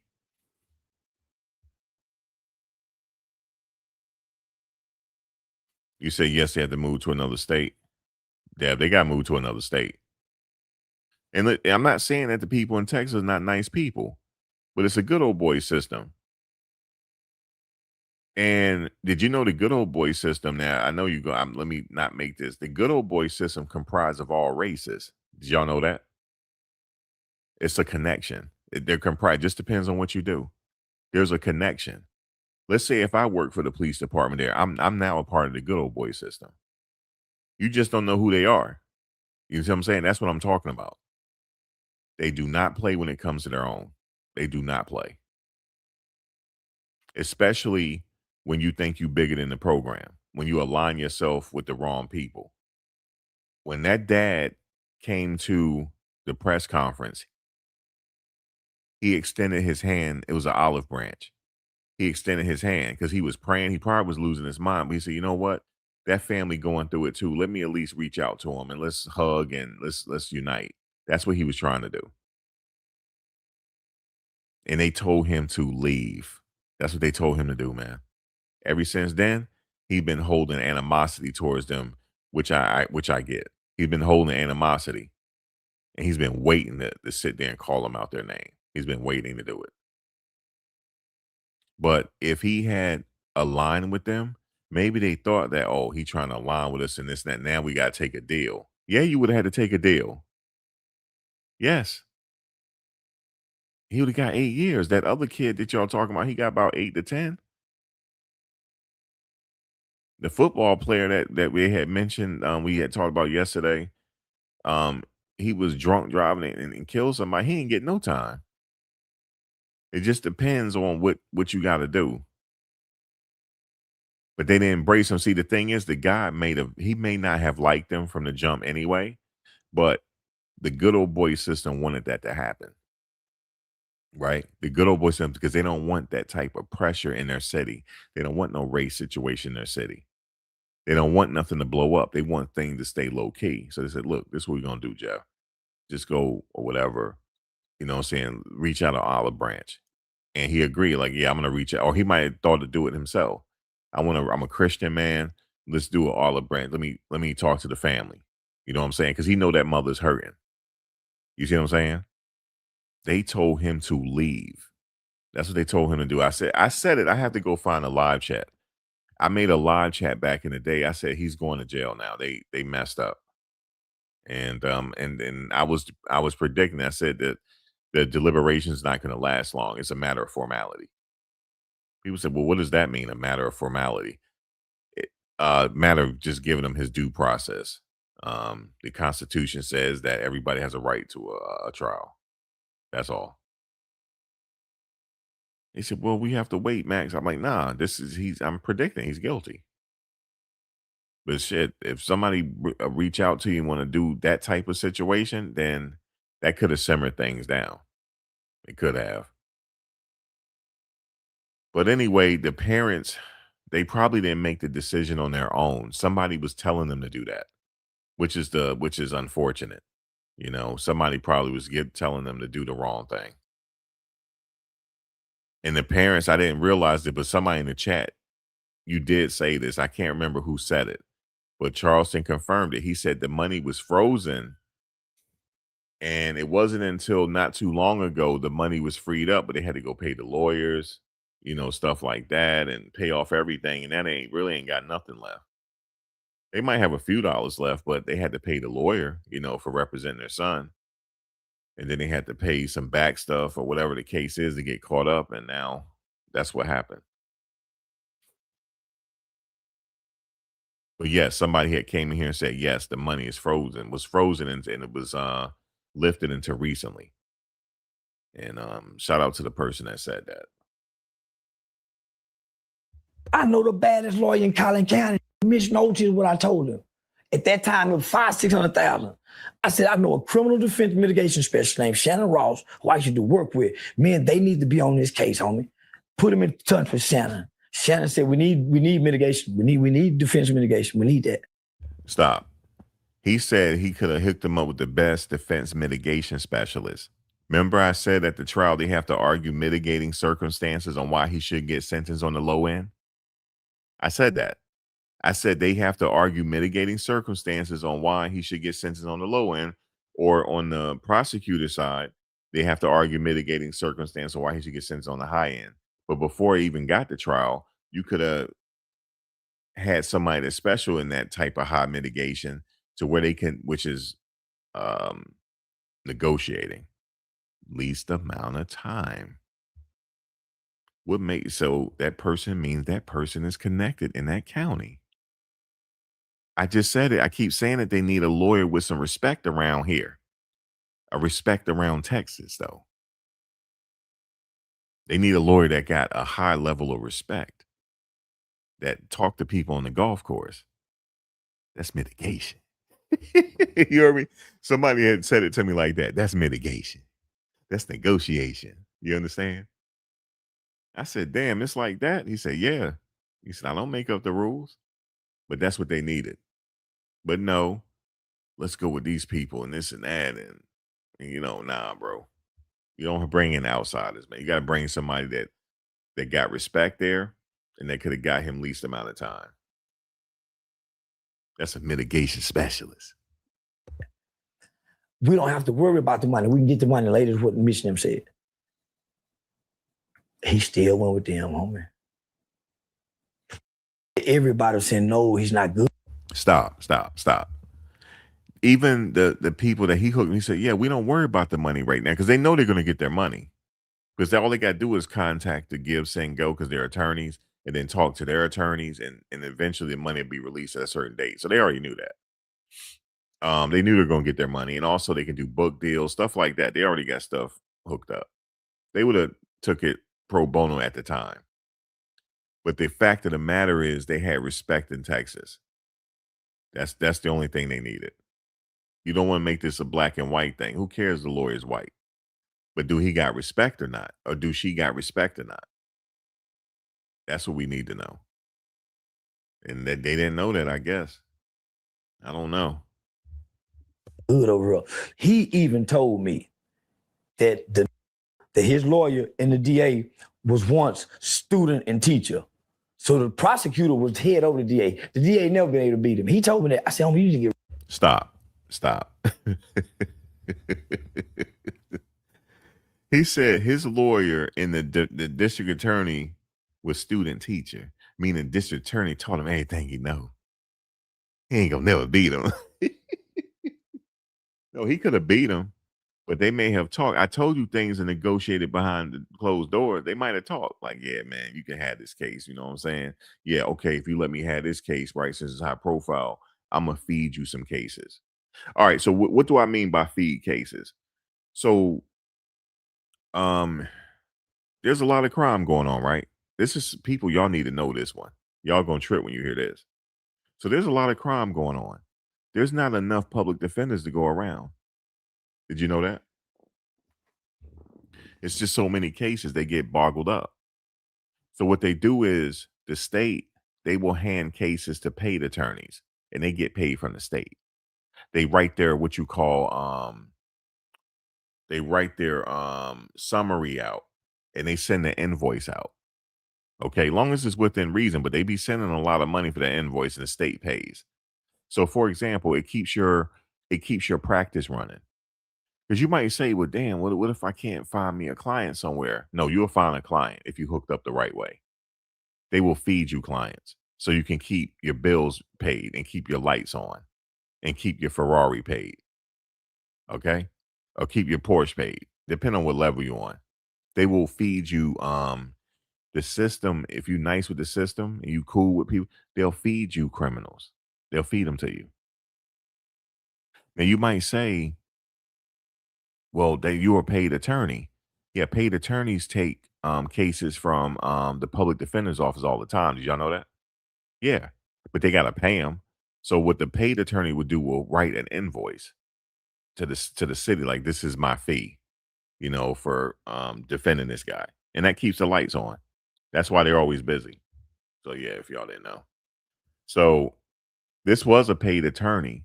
But what my thing is, so now that he probably talked to him, I'm not saying he did. I'm just saying this how it worked. I'm not saying they did this, but yeah, man, it's a hot, I need to win this case. Because this case is political as well.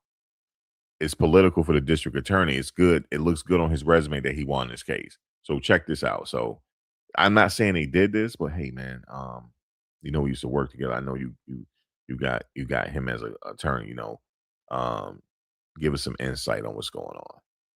You know what I'm saying? I'm not saying it was rigged like that, but if it was, they're gonna look that lawyer out forever. He's gonna look that lawyer out for the rest of his life. All right, yeah, we got this person for you, this person. Then they're gonna feed him with a high profile case. Hey, we got this one for you. That's how they be working, man. That's how they be working. Yep. That's how it works, man. It's a whole system. Remember, you got the prison industrial complex. What feed the prison industrial complex are the attorneys and the courts, the police. You remember? I don't know if you guys heard. Remember they were complaining to Trump that, damn, you passing all these damn laws, man. The recidivism rate is low. They were complaining, talking about they're gonna sue him. I don't know if y'all heard that. Because the recidivism rate dropped. It's back up now though, but yeah, they want a certain amount of people locked up. Because people eat. Lawyers make money off crime. You gotta have an element of crime around within reason. Because judges eat, CEOs eat, wardens eat. Okay. Different companies that contract to fix the jails eat.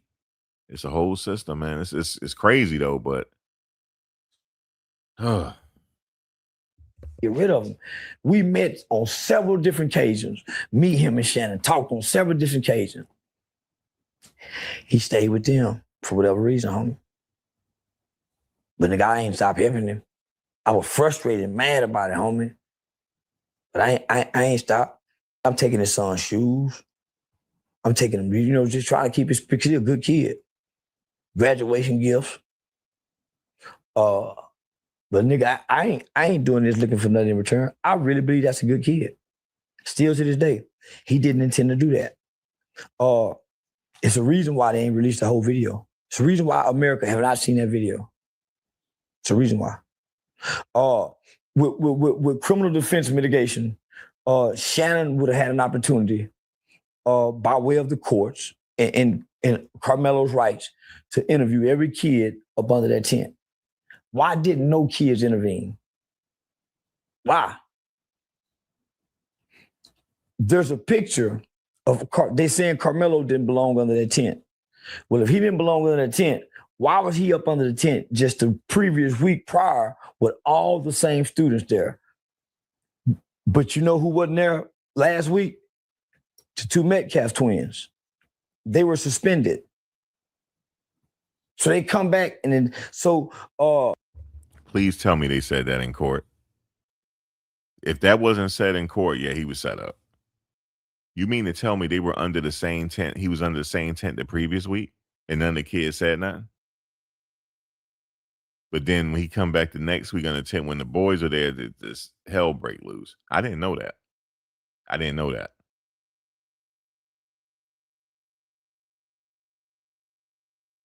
But anyway, let's continue. He dropping some information here. This small frame kid was approached by 4 football players, not one white kid. And he never stood up. He remained docile until they started putting hands on him. New kid, new to the area, not a lot of friends, don't know how to fight, no violence in his history, never referral to the principal's office. No one can ever get on the stand and say this kid said anything threatening or anything in his past to now. Just all of a sudden, this one day, this kid is violent and threatening. No. I learned from going to school for psychology and dealing with criminal justice that even when you get in court, they look at what you've done before and add up what you today. past behaviors have always dictate future action. This kid has no past behaviors of this. If nothing else, negligence, homicide. If nothing else, involuntary manslaughter, but not first-degree murder. Yeah, if he had the right lawyer, they would negotiate that down to 8 years. That's why I keep saying, yeah, negligent homicide or whatever the hell Texas have to drop it down. They probably dropped it to manslaughter and worked out because you remember the sentencing in his case involved 5 to 99 years. 5 to 99 years, meaning that they could have sentenced him to 5. They could have easily sentenced him to 8 years if they wanted to. It's 5 to 99 years to life. But if he had aligned himself with the right people, he could have bought 8 years. Because that's intent. He didn't have any intent. One stab with what? It wasn't a knife. So the wordplay was very tricky here. When they say a shove, it wasn't a shove. It was a slam on the ground. The mitigating factors is this kid have epilepsy. Any punch to the head, seizure. Too much stress, overwhelming, seizures. So those are the factors. Ineffective counsel, never objected to anything. Should have been a change of venue. Shouldn't have stayed in that county.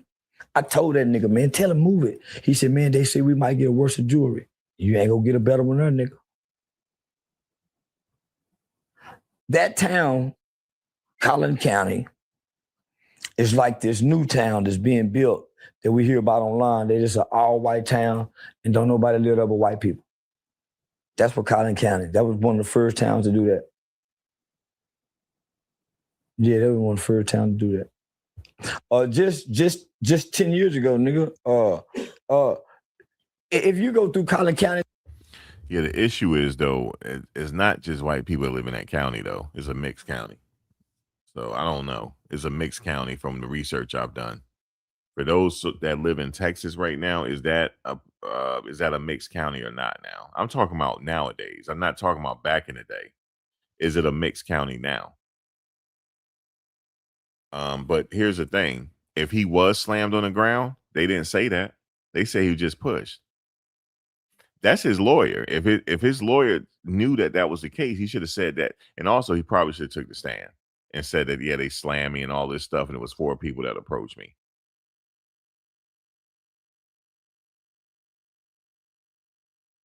Yeah, sundown town. And that's where they moved to. They moved to a sundown town.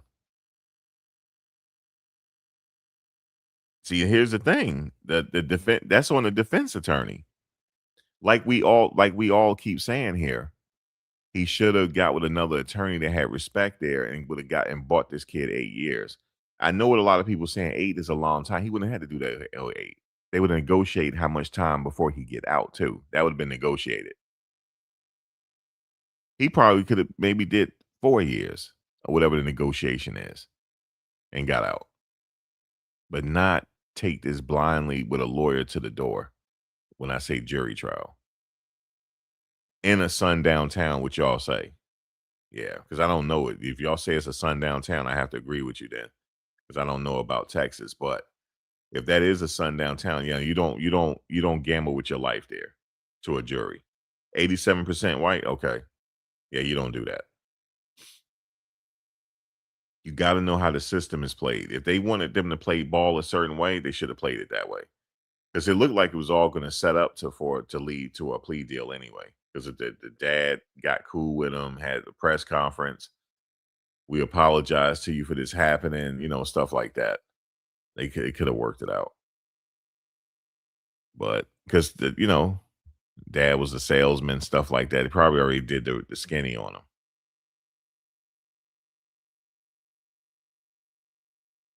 So, yeah, man, it's a crazy situation. And today, with a quarter pound of weed, you might still get 10 years in prison. When in most states it's legal. A quart, 4 ounces, 5 ounces, you might still get 10 years. If you listen to the closing arguments of the DA, he wasn't just talking to that little black kid. You know why I'm so angry with that nigga daddy? That's what I want to get to. Why? Man, just let me vent, nigga. Well, do your thing. Just let me vent, nigga.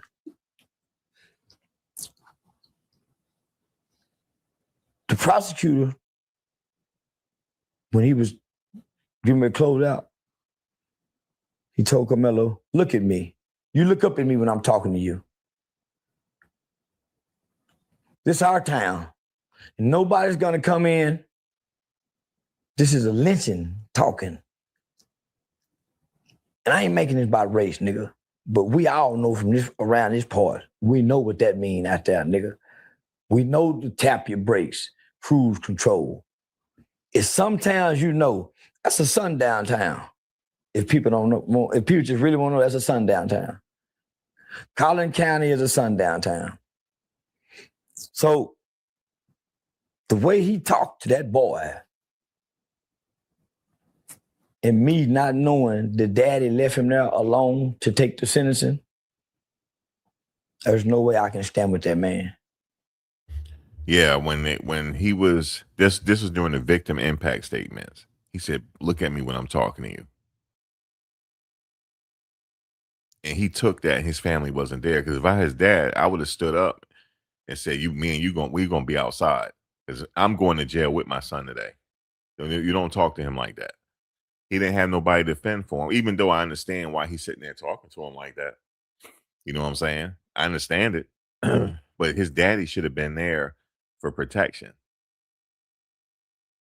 Let me just say this real quick. You guys can look at this throughout history. You guys need to know this too, because they keep saying sundown towns. They keep saying sundown towns like you're supposed to be scared. I'm not scared of no sundown town. I deliver for a living. I do logistics for a living. I'm all in sundown towns all the time, and I'm not scared. I'm not scared of these people. Let me explain something to you. If you know history, even during segregation, you had towns in the South that you didn't go to, that they didn't go to, and they're not called sundown towns. It was predominantly towns where we lived at. Did you know that there was people that you didn't go, that the police would not go on their property? They just know to leave people alone because the people are crazy. You always had a crazy uncle in the family. Even the police wouldn't go on the property. That really would happen that way. So you need to know all the history. So you wouldn't let this sundown town situation bother you. There's some people out here ain't to be played with. They don't mind crashing out. They don't mind 3 hots in a cot. There's people out here like that. That's why you have to have a level of respect for everybody you see. I don't care if it's an older lady, older woman, whatever you want to call it, call her, older, distinguished lady. I don't care if it's an older white lady. You better have some respect out here because you don't know who you talking to. You don't know, and you don't know who they're affiliated with.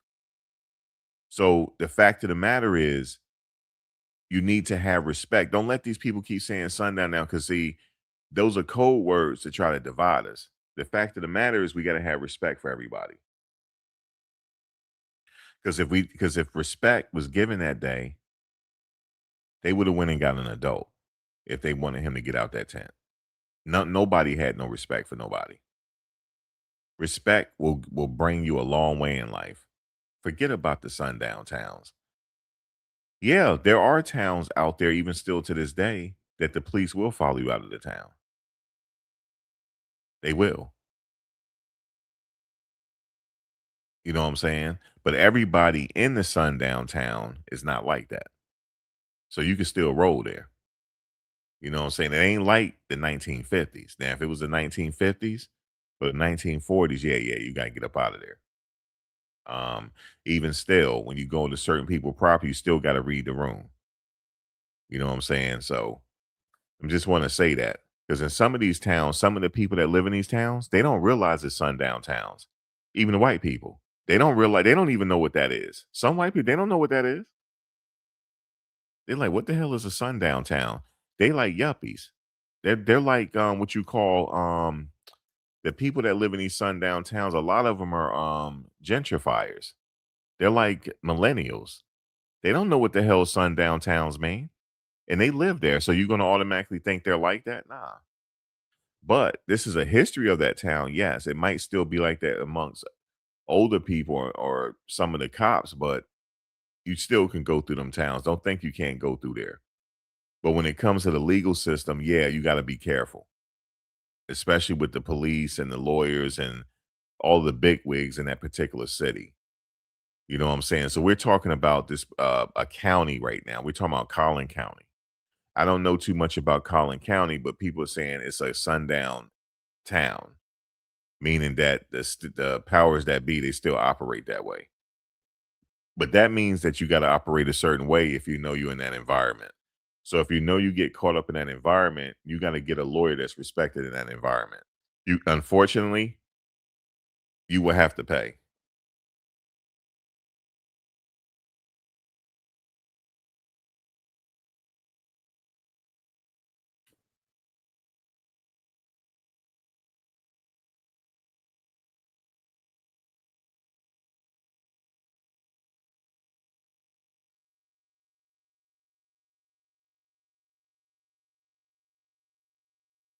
Oh yeah, yeah, yeah. You got to get nah. You're not promoting up in here because none of these people know I exist.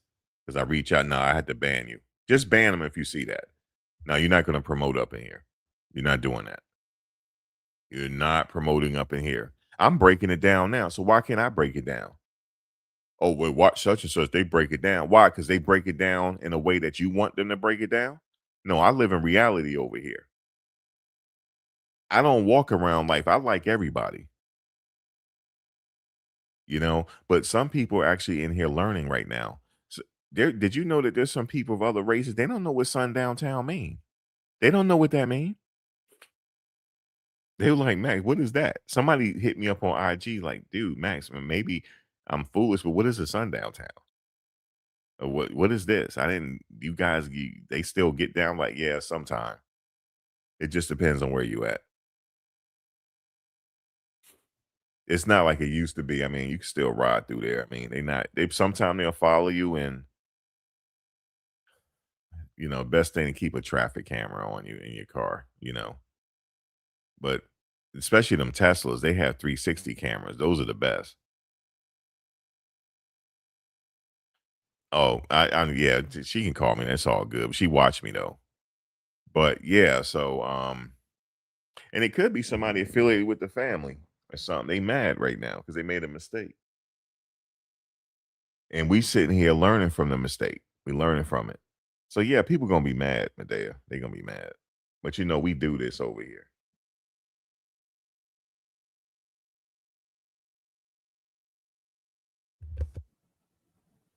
There's nobody can stand next to that man.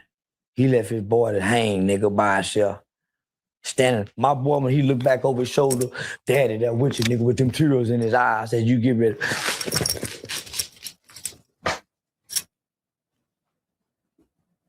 I won't be, when they hanging the boy. Nigga, can you imagine 17 years old, you don't know nothing about no trouble? You don't know nothing about no trouble? One day you at home with your mama, your daddy, your little sister, nigga. And this kid is innocent, nigga. He don't know about dope, smoking weed, none of that. One day, you wake up the next day, you in TDC prison. You done skip the process of the county jail of waiting to have to psychologically prepare. You done skip the process of having to detach from what's around this way, nigga. Can you imagine what that little boy feel like, nigga? I cried for him, my nigga. Man, I cried for him, nigga. But nigga, I didn't know his daddy wasn't there. Jeff Metcalf said he was a coward because he wasn't there. Ain't nowhere in the world I can be seen with that man again standing, fighting for his boy. And he just abandoned that kid, man. I can understand his mama not being there to see it, but not him. I cried for 2 days, nigga, 2 days. I cried like a boy. I had time to practice my walk. I had time to shadow box before they sent me down. I didn't have time for nothing.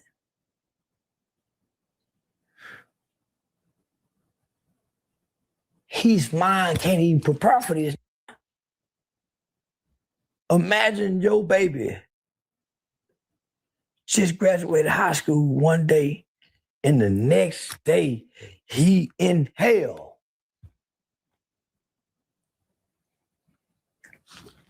If he got to wait 2 to 3 years on appeal, he ain't gonna be the same kid. He gonna be a monster. If he got to wait 2 to 3 years, homie, if they can't go get him, hurry up and get him out, get him a appeal bond, he ain't gonna be the same kid when he come back. No kid should be there. Now I heard people say, man, he's 19, man, that boy ain't like, man, that don't mean he grown. So I raised $1 million. They want $150,000 off top to retain an appeal lawyer. I put up 75 off the most I told. The first thing the dad said was, we need to start a GoFundMe, man. They shut the GoFundMe down. When he tried to get the GoFundMe, he called me. They shut the GoFundMe down. I said, shit, nigga, that's good. Yeah, nigga, all that big. Now we can show the world for us, by us, with us, of us, or against us. Now we can show the world we can take her on like they do theirs. Chud got $1 million. Derek Chauvin got everybody done something to it. They raised $1 million for him. Let me see if I can do it for you. What I told him. I think I can do it. I got you, nigga. Tell him I got it. Tell him I got him. When you talk to him, tell him I got it. You send him some books to read to keep his mind straight. He called me back and said, man, we didn't even have the medicine. I said, I got the $1 million.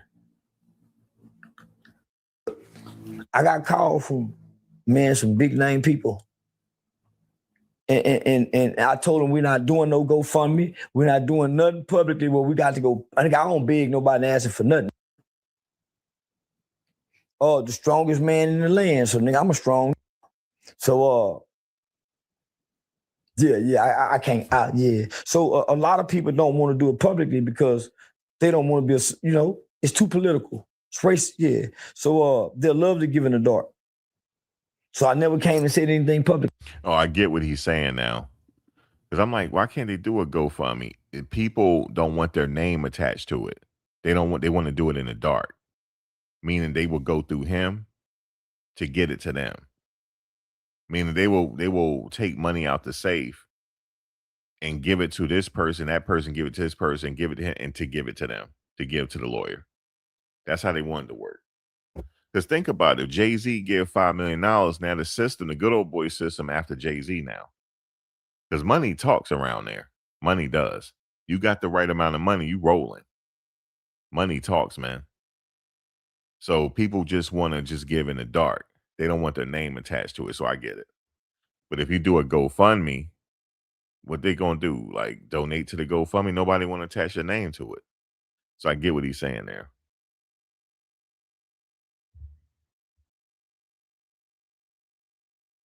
But you're saying they need to stay away from Charleston. Well, I told you what they need to do. They need to vet the attorneys then. So if they're going to go the GoFundMe route, they got to vet the attorneys because they're going to raise some money. They're going to raise some money. But you got to understand something, even within our demographic is hell, yo. Because we got people in our demographic that we're at war with each other in our demographic. We're at war with each other. People want to attach themselves to you, for different reasons. People attach you just for trying to do the right thing and educate people. Like that woman came up here, that was a devil. Came up here and said, I'm clout chasing. She's a devil. What's the difference between me and the news? What's the difference between me and Harvey from TMZ? What's the difference? Why don't you go tell Harvey he clout chasing? Because I met the people from TMZ. You didn't know that. I could just hit him up today. The dude, one of the dudes that formed TMZ, he said I sound like Barry White. He said, you should be making $1 million off your voice. Hit us up. You didn't know that. But no, I rock on my own. I rock on my own. So why don't you go tell Harvey that and them from TMZ that they clout chasing? But yeah, because I'm a brother, it's easy to attack another brother. That's why. It's easy if you attack another brother and say I'm clout chasing. I'm not clout chasing. I'm up in here educating. I know the system. That's why, I'm 50 years old. I've never been inside nobody's jail, ever. Because there's a reason for it. It's very easy to do. Did you know it's very easy to stay out of jail? It's very easy. It's very easy to stay out of jail. You just have to follow the fucking rules. That's it. And you're going to stay out of jail. It's not a big deal to never been in jail. That's not a big deal. You're supposed to not to go to jail. But I didn't grow up like Karmelo Anthony. I grew up in a tenement building. I really grew up in the hood. I'd never been to jail. So why is that? It's your thinking. That's what it is. You have to have a little bit of information. Somebody has to take the time to give you some information, to give you some news that you can use.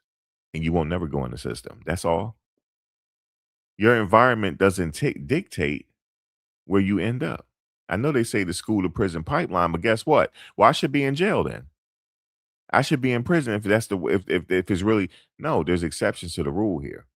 You just got to have some information, and that's why I make these videos.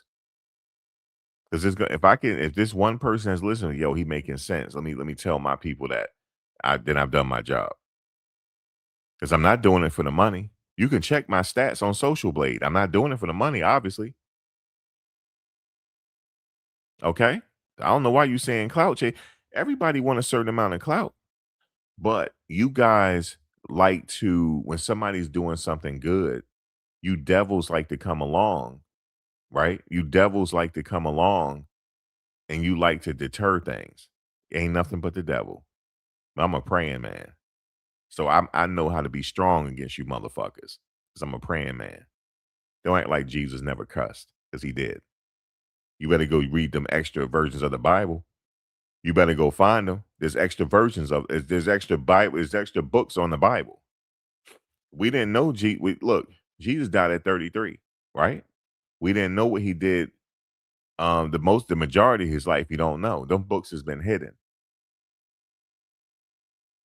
I know a few people that read a few of those verses. That he was off the hook, yo. He was a real dude. He was off the hook if you believe the story.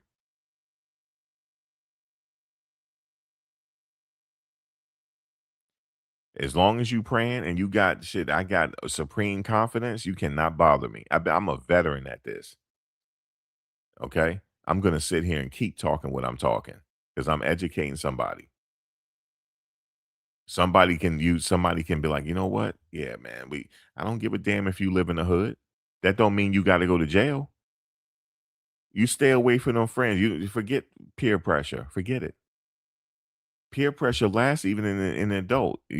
Adults go through peer pressure. You always do the opposite of the crowd. If the crowd want to go out, hang out over here, that means you got to go home. Do the opposite and you'll stay alive.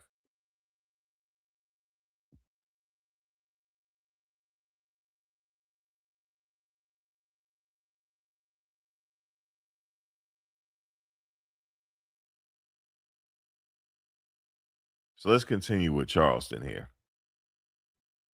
In less than 24 hours, I was calling him, saying, hey, we're going to meet here to get the lawyers the money.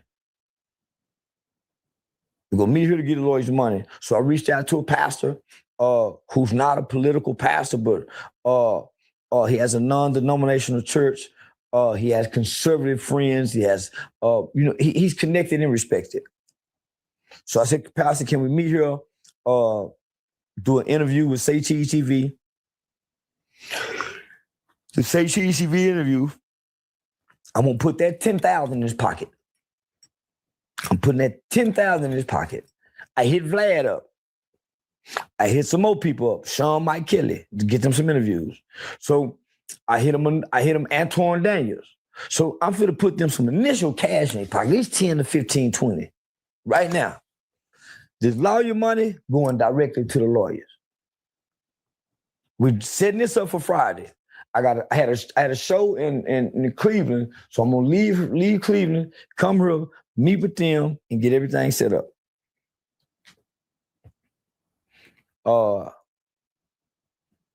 Somebody called and wanted to donate an additional $250,000 to $500,000. They called my agency, but they brought up being Crump. I don't want to do nothing with them, is what I said. So I named some names I didn't want to have nothing to do with. I don't want to have nothing to do with the NAACP.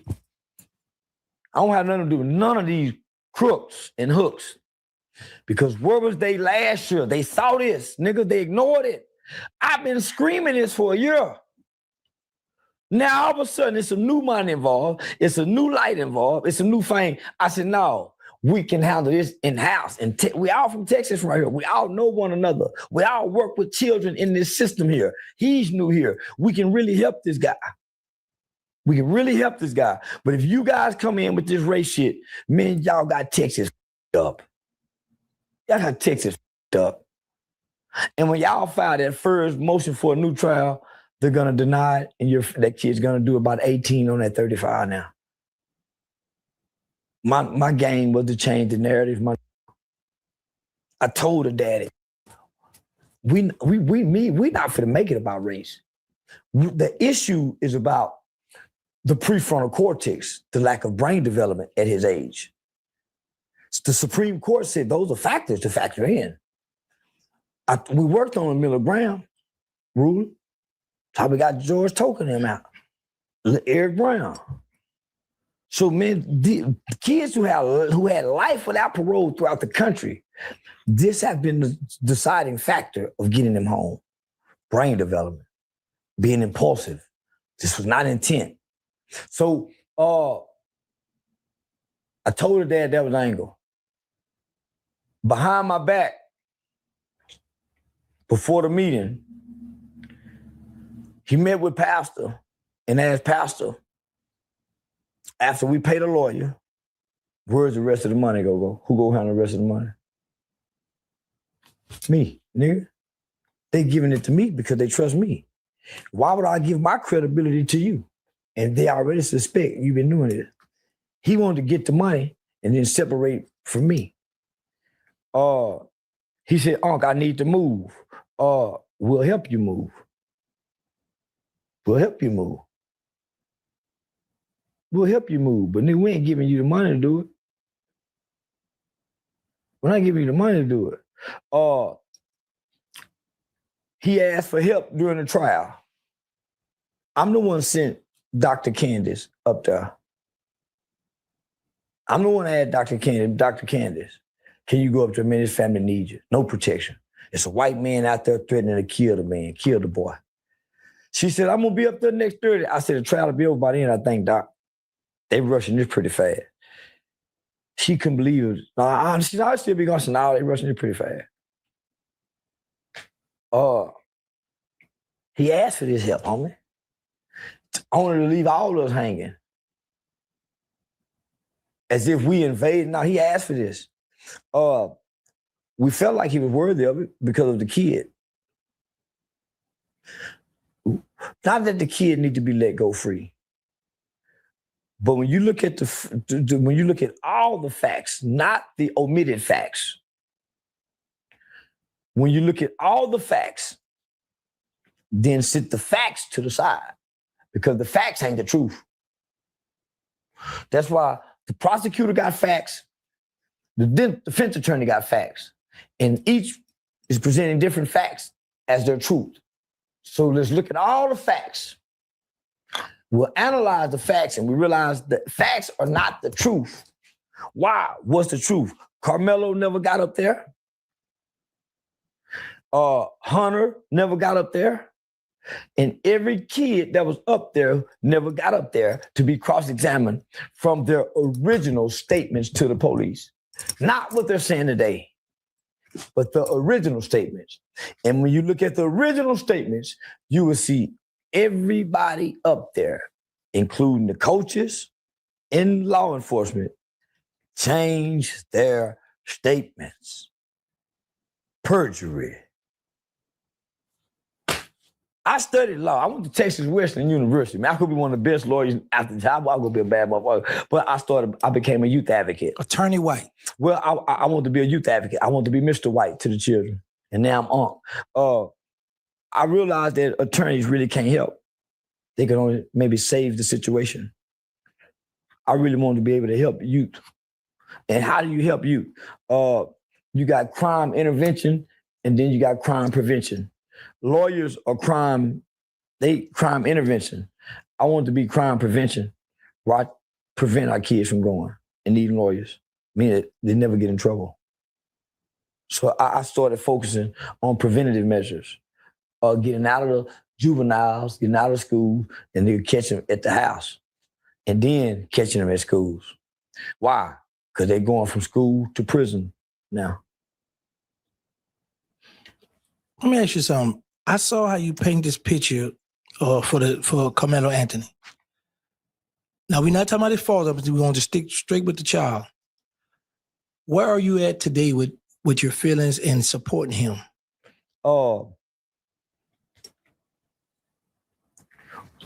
So I got friends, I got childhood friends, I got relatives that's very influential in the prison system. It's not a prison you can't go to, and nigga, somebody I know ain't a big dog on their yard.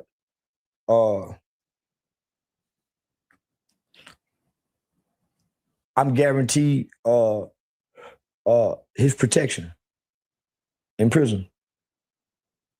I'm saying that before the camera. Yeah, nigga, ain't nothing gonna happen. Not in Texas. If anybody touch him that's not black, it'll be a war. It'll be a war. You gotta think, nigga, I grew up in a boys' home. And then I spent 12 years, nigga, in and out of every state juvenile facility in the country, nigga. If not, especially in Texas. All the young and the killers, I met them when they was in elementary, when they was in middle school. I met them at the after school program, juvenile detention center, the donut dads giveaway. I've been indoctrinating the kids with Mr. Charleston, nigga, since 2012. Them my babies down there that know me, nigga, coming in with them anti-gang cognitive intervention program. All them YN love me. They watch my videos. They call me from the... Yeah, nigga, all the young niggas call me from down there. I done already sent word. Say he coming, y'all. Y'all make sure my baby all right. That's baby is what I say. That's my heart. That little nigga go be out Johnny Cochran. I told him, y'all make sure he get in the law library. The little nigga been studying law like Unc failed to do. When he graduated,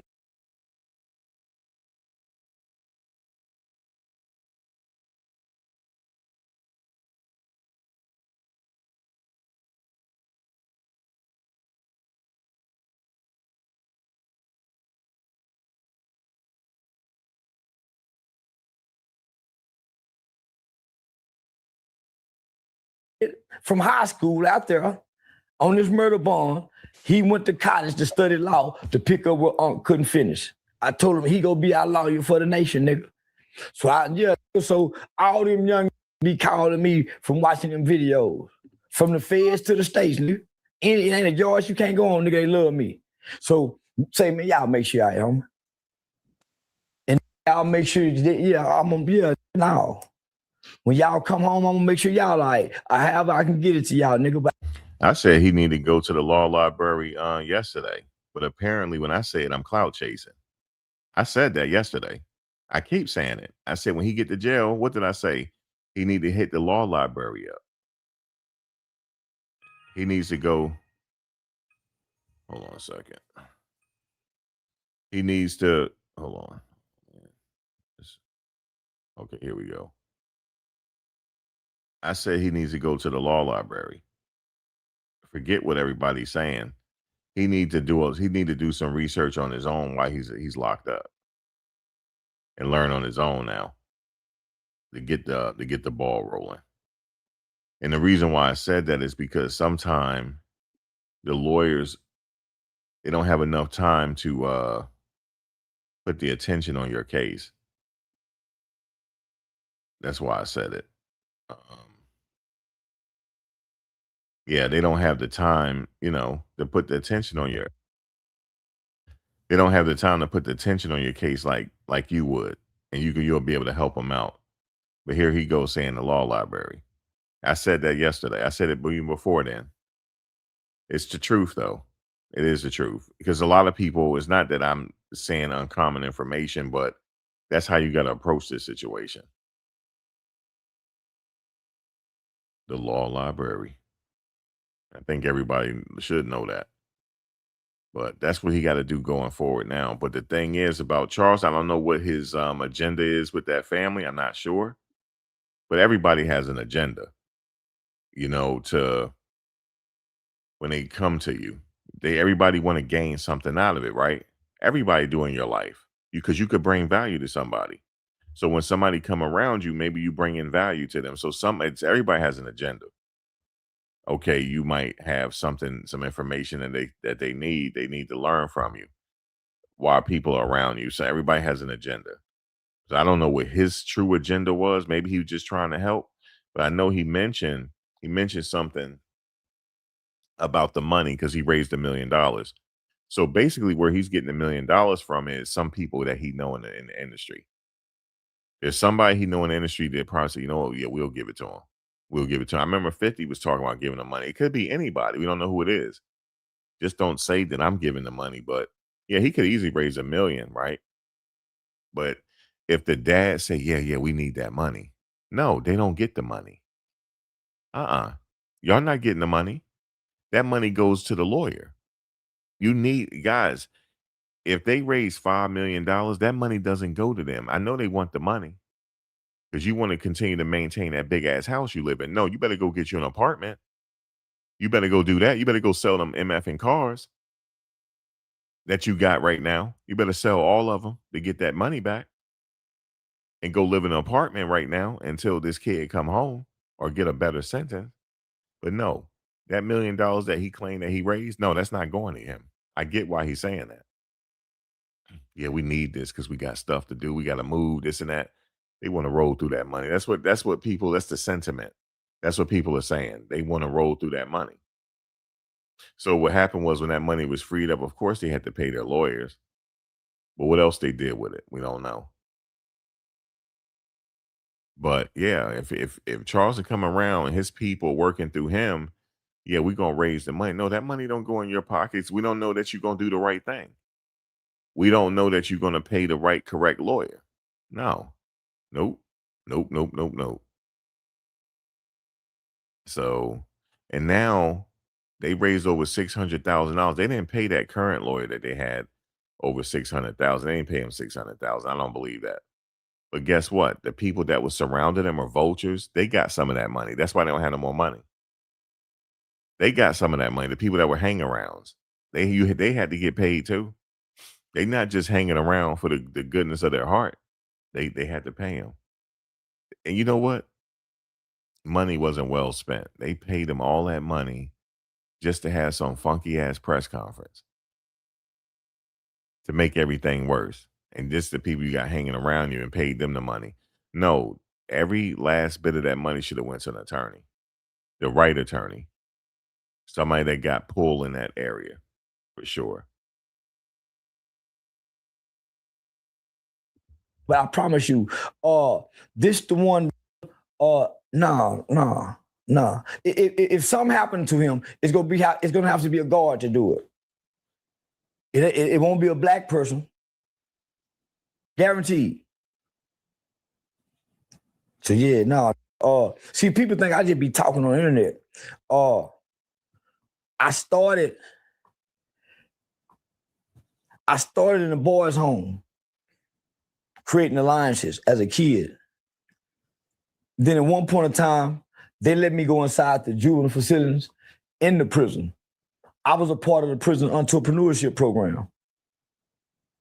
I was coming in whispering in ears And then at one point in time, nigga, I used to teach classes at the adult parole office off McCart in Fort Worth, Texas. Criminal justice wise in Texas, nigga, I'm the face of it. They know that. So now, nigga, once I put my stamping hand on that kid, nigga, he all right. He's mountable, he respectful, so he gonna be all right. He just psychologically got to get through. Okay, so I saw you on the internet today going off about the money. So are you going to still help him get out? No, I ain't getting my mama say, son, why you got to put up that much money? I said, Mom, if I put up this much money, other people will too. What about your family? Mama want to know. What about your family? Not that you shouldn't, that's what God put on your heart. But you ain't got to get that much, son. Why you got to care? You've been carrying it over with your family the whole time. So the people who had the money ready to direct it from my account, I told them nope. A popular major rapper said, hey, call and say if Charles, is he really serious? You really getting off? Yeah. And y'all seen this rapper say, yeah. There's some big name rappers said they was gonna give. Some big name rappers that said they was gonna give. And because I backed out, they've backed out. Because nigga, people really, if you really Google my name and really look up and research me, my character and credibility speaks for itself when it comes to this type of shit. So am I still gonna help him? Of course I'm still gonna help him. With my money? No. I'm gonna send him books to read. Cause I don't think they know how to come for this appeal because they're making it about a white jury. If you go try to make it about a white jury, you lose. Why? The lawyer participated in the jury selection. And there's nothing on record for him objecting. Not only that, they didn't give you all white people. They gave you some Mexicans, some Asians. They gave you some minorities. Checkmate, niggas. Niggas don't want to look at the skin color. Checkmate, niggas. Yeah, white with Latino ethnicity. White with Asian, Pacific Island ethnicity. So, no, we put other minorities on there. Have you ever seen an all-black jury before? Never. They'll never let an all-black jury have it. That's crazy. Never. So this is how I plan on helping. I made some shirts that white people can wear. I called my lawyer, Blanca Greenstein, my Jewish attorney, and I said, hey, can you, I need to trademark watermelon felon. Is it called? No. I told my lawyer I need to trademark watermelon felon, because that's what I heard his dad say. Hey, I got a new name for Karmelo, since you think you should. Watermelon felon. I said, boy, that's pretty catchy. Yeah, a little born in rubble, that's pretty catchy. Little shout fat motherfucker, that's pretty catchy. So I said, God damn it, you know what? I'm gonna make some adjusted for a Karmelo shirt. I said, no, I ain't gonna wear that. I need some shirts for white folk. Because right now, no matter how we feel, Karmelo is a convicted killer, a convicted murderer. So we can't change that fact. Because I respect the law. I respect due process. I respect a jury's decision, no matter how I feel about it. I respect the fact that he went through a jury decision so he can have all his rights. Do I like the decision? No. How can you argue with he went to jury trial? Did I believe all white jury could be so cold? Not today. Because Collin County is not an all-white town anymore. But that's just on the surface looking. That shit was orchestrated from start to finish. Me and black people wasn't paying attention. So I don't give a how they feel about what I'm saying. I've been there when y'all ignored it. Y'all was stuck on Lil Ronnie and Chink. Do you know it was someone from Collin County Court that was releasing the family's information to journalists and other people? They was going in and when he was bonding out of jail, it was somebody that was inside the court system that was doing that and got caught. She got caught and got suspended. Everything about them people being released. So nigga, I'm selling them shirts for white people. I'm making them shirts. White people need some shirts. They want the watermelon felon shirt. They just can't have a site that they can buy and sell it from. Because if they would, they'll protest it and try to shut it down. Black people can't protest me and say, man, we don't want them shirts. Yeah, nigga. So if Karmelo Anthony reach out to you personally and say, hey, I need you to help me get an appeal attorney, are you going to help him? What you going to tell him? Nah, homie. Your dad and them, I can't disrespect your parents. I can't do that, homie. Why? Because for you to make the decision, you have to make it with them. Yeah, nah, I honor nigga mother and father, but nigga. As much as it hurt me, nigga, I tell people all the time, nigga, kids have to suffer based on their mother and father's decision, no matter what I'm connected to them about. The world's gonna treat you according to who your mother and father is. So what's your thoughts on that 35-year sentence when he handed down? Boy. As long as it seems, he's still young when he come home.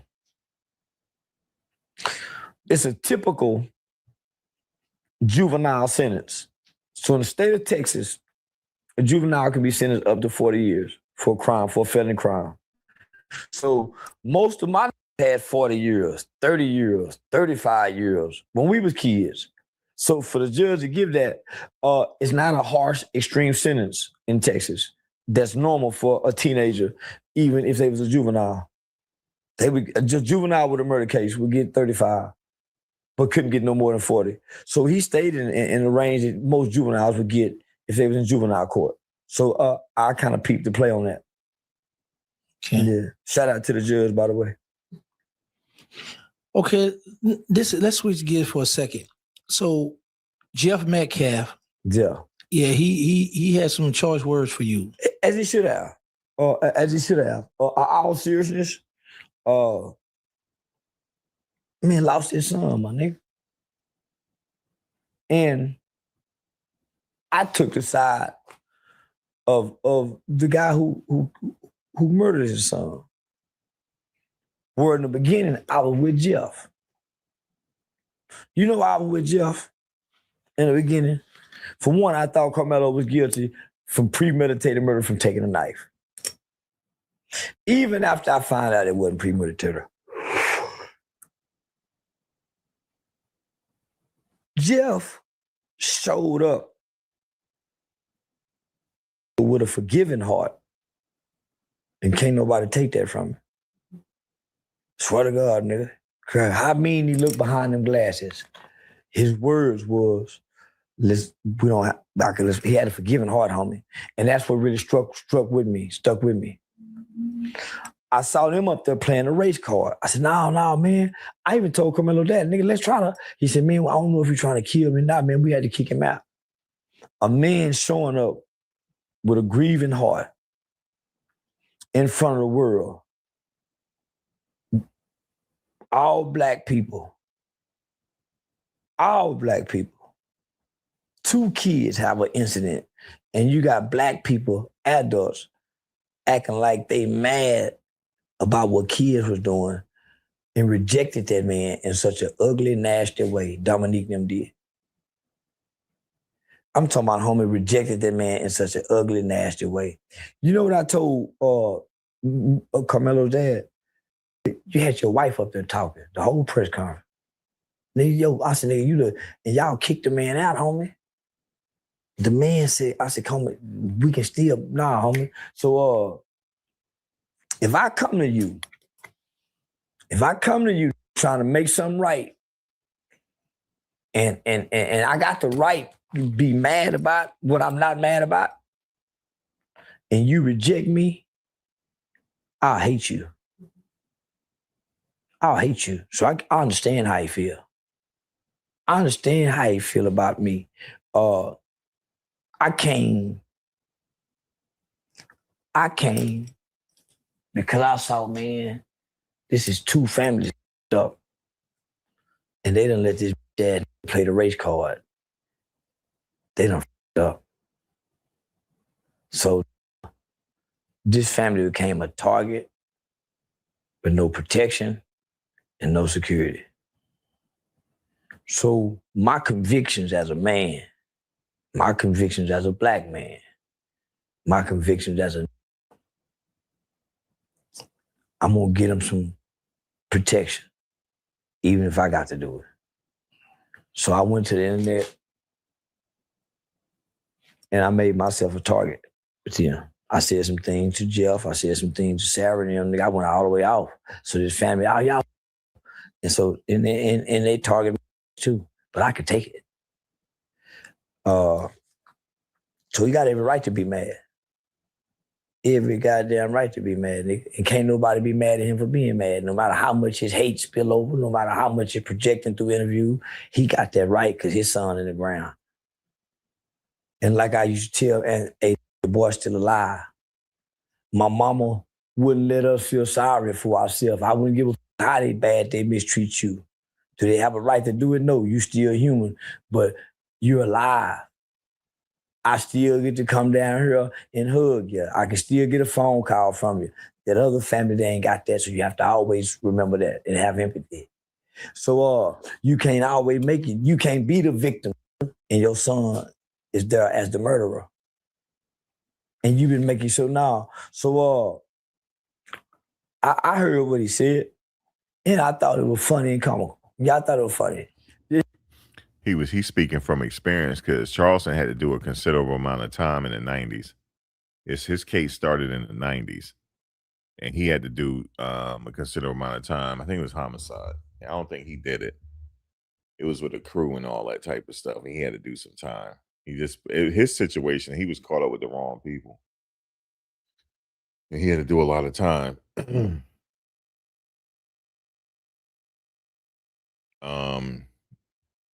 Hey man, shout out to him for wanting to get involved, but I personally wouldn't have got involved. I wouldn't have if I wanted to help the family, I wouldn't have publicly got involved. You wouldn't have known. I would have tried to raise money privately. I would have went that way. But if I found out they doing wrong with the money and stuff like that, then I would have cut them off and never talked to them again. But they gonna have to, I guess it just depends. Cause see, celebrities are watching this. They watching this interview right now with Charleston. And they're seeing what he's saying because he had dealings with the family, and they may not want to donate now. They may not want to publicly donate because of this. But we'll see. I'm sure they'll raise some money somewhere. Yeah, I thought it was funny. And I think me and him can get along. And I think I'm gonna fight him or his son so they can get it off their chest. Yeah, I'm gonna get in the ring and either me and Hunter go fight or me and Lil Barney go fight. Me and Lil Jeff.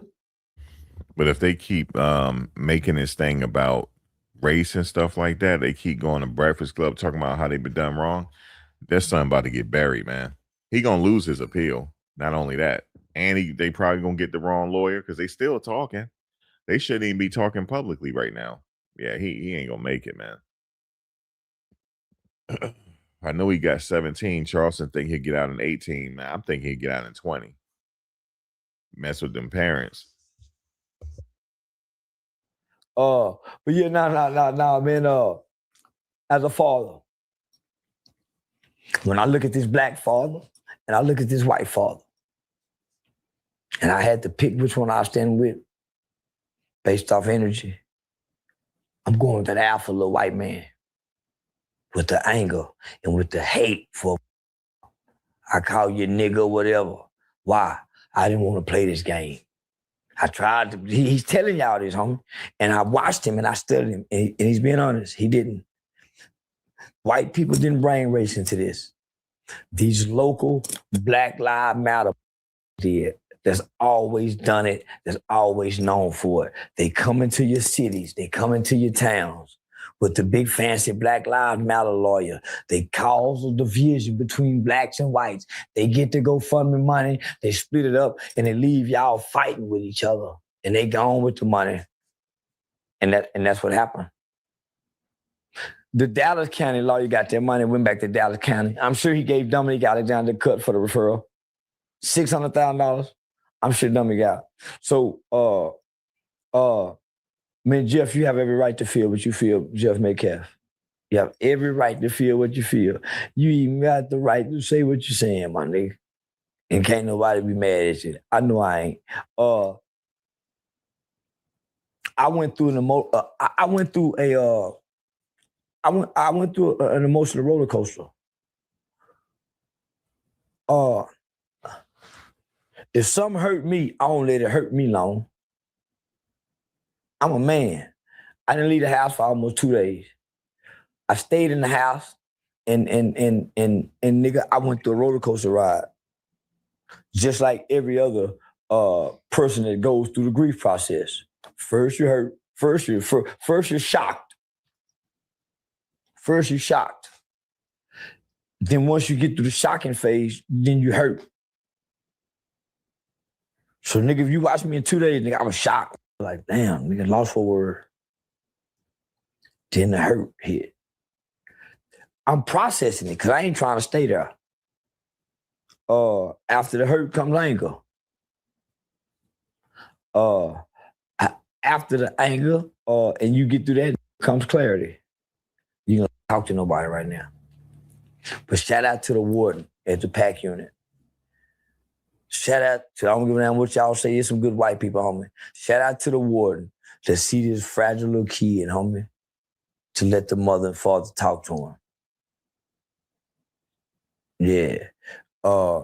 Shout out to attorney Oliver Brown, who came in, probably 1% of lawyers have ever won in appellate court. He's one of them in Texas, out of Harris County.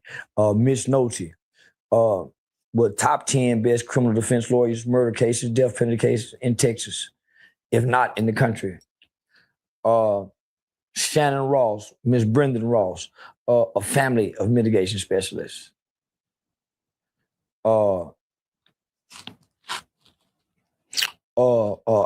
Mr. Antoine Salas, the credit genius, who immediately started working on their credit. This a lot of people came forward. Gigi unit. Yeah. A lot of people came forward. A lot of people came forward. And I know people say he's grown now.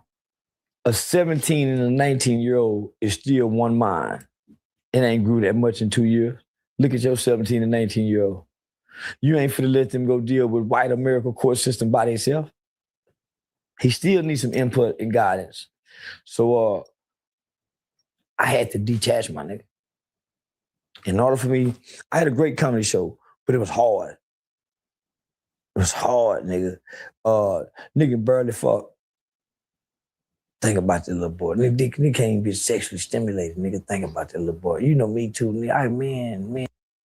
All right, I'm done. And when he start talking like that, man, come on, man. Lord have mercy.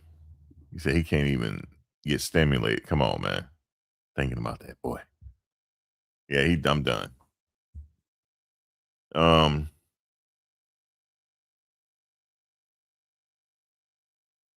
He could be shocked about the terrible advice he was given. He was given, it seemed like he might have been given, but he heard what he said. The Lord got his money and the other person got their referral money. So everybody got paid. They might have been terrible, but them checks that money was deposited on time after it got released from that spot.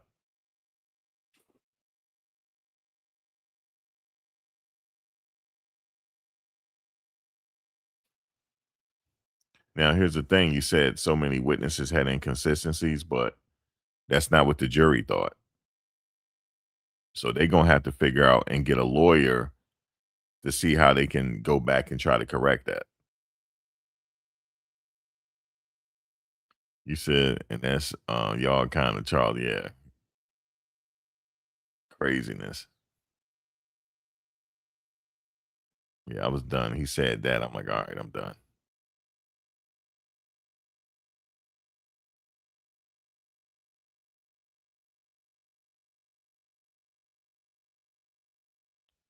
Um, yeah, he had a lot of insight into dealing with them because he did deal with them. He did.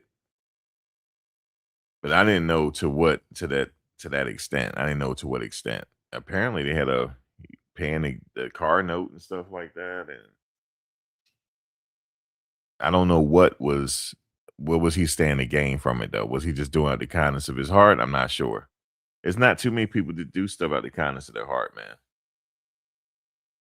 Just, unfortunately. So there is still some people out here like that. So maybe he was. He just wanted to help the kid.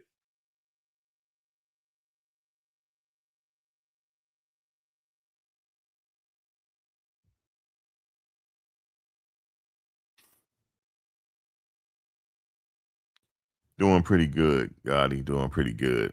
I was seeing what Charleston had to say about this situation. It seemed like because he said that he said, yeah, I got the $1 million for the lawyer. They said, all right, well, it like they wanted the money. Give it to us. No, it don't work that way. That has to go to the attorneys. Remember, I had said before, money talks around here.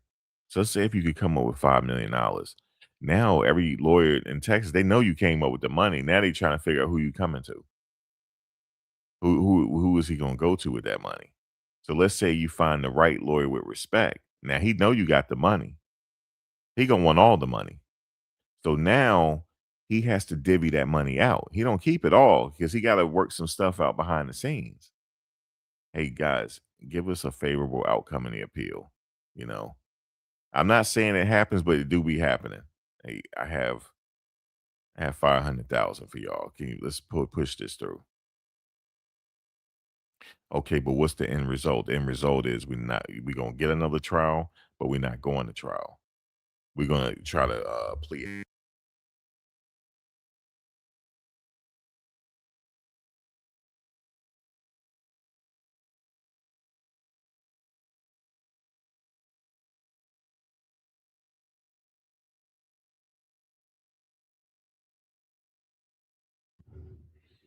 Give me a second here. I gotta change over my mic.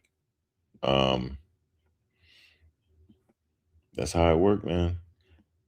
I already explained to you guys why they called the Windy City with Chicago for their corrupt politics. That's why they called the Windy City. People thinking it's because it's windy out. Nope, it's because of the politics. We going back to the days of Al Capone. Back during them times, man. Like just speaking of that, if Al Capone couldn't beat the system, you're not either. You take some money to beat the system. Nobody beats the system after a while, but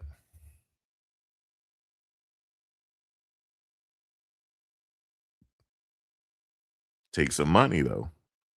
You're not beating us, and you just gotta, hey, scratch my back, I scratch yours. Yep, long-winded politicians.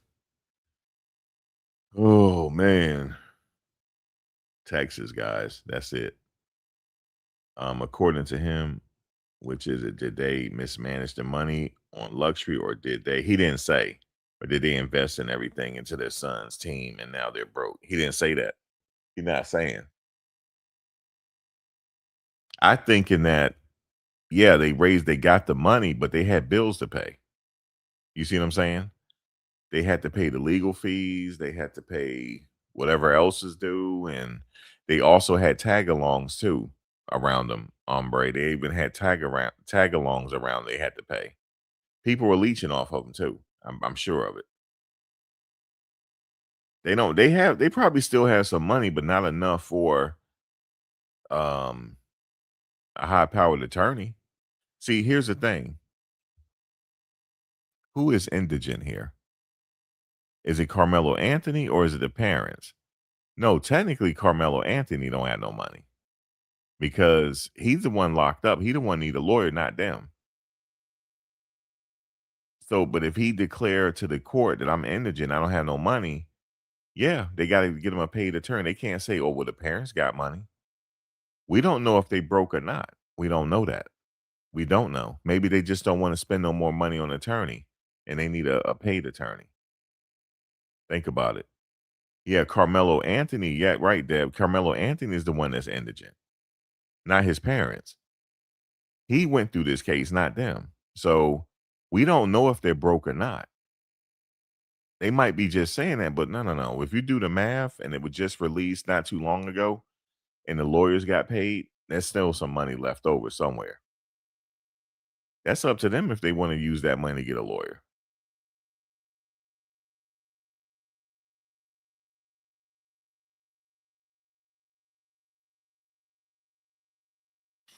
You said, yeah, they would start calling you names and cry.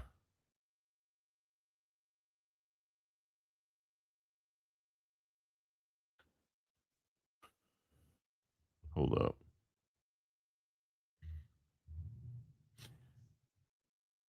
Well, here's the thing, love forever. I don't go around with people narratives. I listen to everybody and try to give opinion on it. And that's what we're all doing in here. Because I don't know the family personally, but we try. This is a true crime case. We're a true crime community. We're trying to gather up clues here. We don't know why he did this, so we're done talking about that because we just don't know what's inside of his head. But I can tell you something was going on inside of his head, though. This is not a normal situation. But was there some stuff left out? Maybe. But we only can go on what the lawyer presented. That's all we can go on. We can't really make stuff up because we don't know what happened. Now they're saying that the original testimonies change in a state like in a situation like that. That could have been the case, but I don't know. I can't go on it until look. That doesn't matter now, guys. Here's what matters now. He's already convicted, right? What matters now is getting him somebody like Tony Busby. Okay.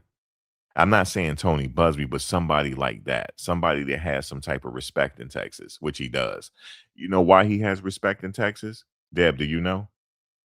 Anybody know why Tony Busby has respect in Texas? You don't have to really know that. Did you know he settled a lot of cases? He settled millions upon millions, maybe over $1 billion in settlement cases in his career. Now, my question to you is, how does he get all these cases?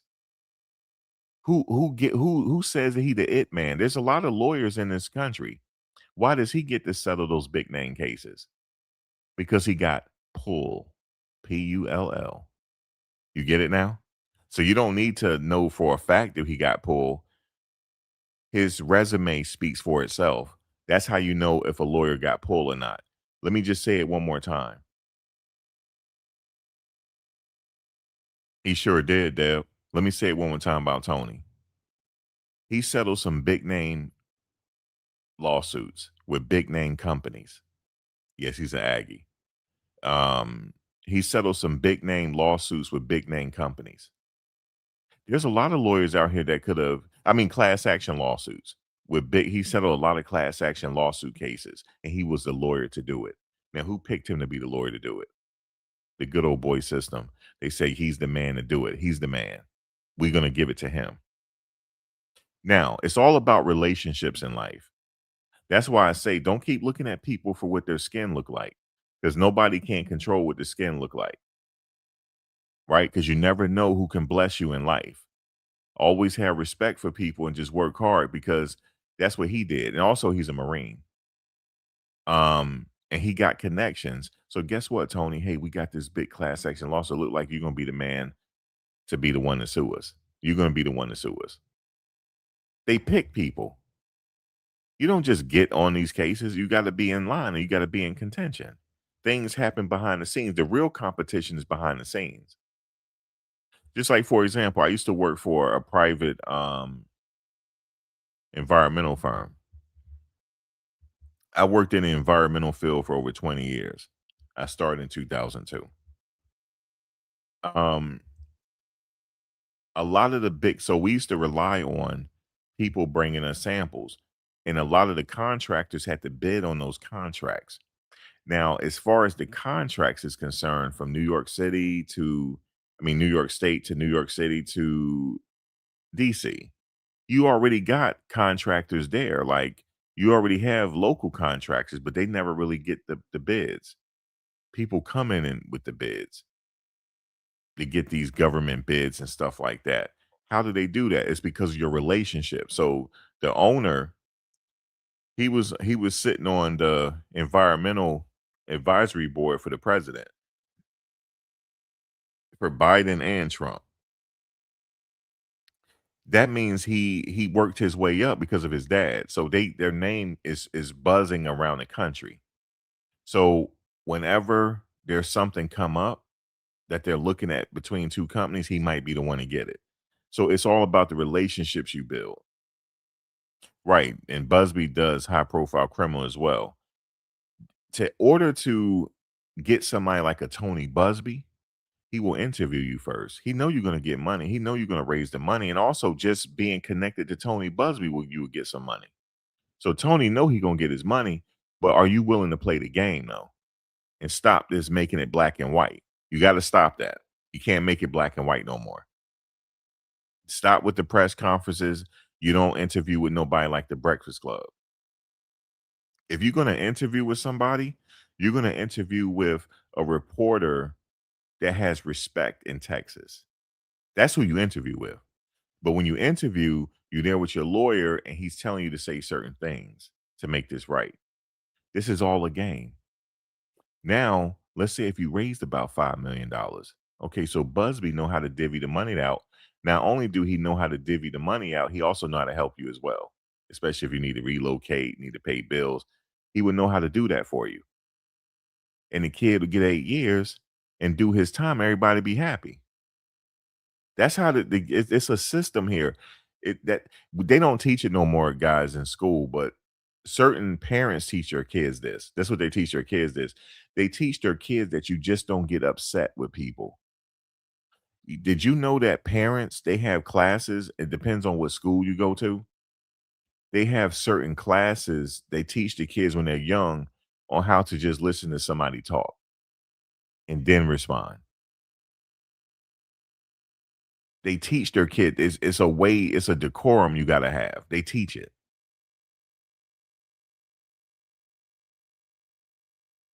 God gave you 2 ears and 1 mouth for a reason. You just listen. And that dictates on how you respond. So they're teaching the kids at an early age that you got to use your mind. And this is how you become successful in like corporate America, different things like that. And maybe their family got pulled to them to go to the Ivy Leagues. You know, when you go to Ivy Leagues, you're not going there for this marvelous education.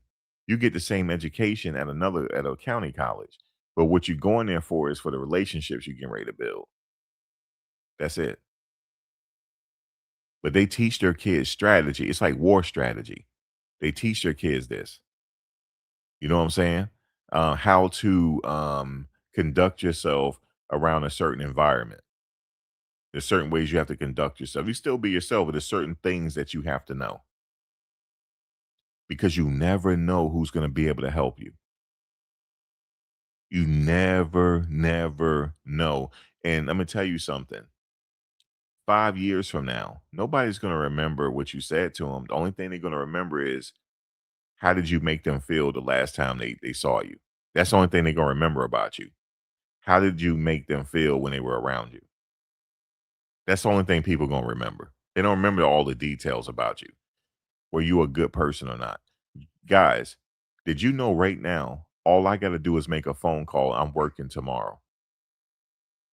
And no matter what state I go to, all I got to do is make a phone call because I'm a good person. And I got respect for people. And well, the industry is very small, just to let you know. on what I used to do, but I can't do it anymore. You know, you ever know you reached a point in your life where you just got burnt out? You just can't do it anymore. I just can't. Mentally, I can't. So I moved on. But if need be, all I gotta do is make a phone call. No interview. No interview needed. It's because, it's just it could be one little thing that you do. Like when you're around them, hey, good morning, how you doing? People appreciate that. Even in the workforce, they appreciate that, especially somebody that own the place. They appreciate that. I remember one time the owner was like, he just randomly came up to me. He said, "Hey man, you know how to sail boats?" I'm like, "What?" I'm like, "No." He said, "Yeah, but we need somebody because we're gonna be sailing from here to I don't know if he said Maine or he said Massachusetts." And I'm looking at him like, how do I got time to do that? You know what he would have did? Nah, you with us. We just gonna pay you regardless. We just gonna say that something happened to you and you can't work. That's how it works, man. Like in this world, it's relationships is everything. And they teach their kids this at an early age. So, and I think that Carmelo really needed his dad. His dad wasn't there because his dad had to work. His dad was making a considerable amount of money before this incident. I'm talking about before the incident even happened. They were living in a nice area, had a huge house, but he just wasn't there to give him certain information. Maybe he didn't know the information either. He might have didn't know how this world now it works. I know how it works, but to be fair, look at my age though. I lived a while, so that's how I know how it works. But he's in his 30s. I'm sure his dad is in his 30s. He's young still. 30s is young, guys. But you live and learn. You allowed to make mistakes in life. You live and learn. But there's certain mistakes you can't make though. The fatal mistakes, you can't make those. You can't make those. I just had to tell somebody here lately. I say, yo, man, no, this is about a year ago. You got to stop drinking and driving because you're running out of chances.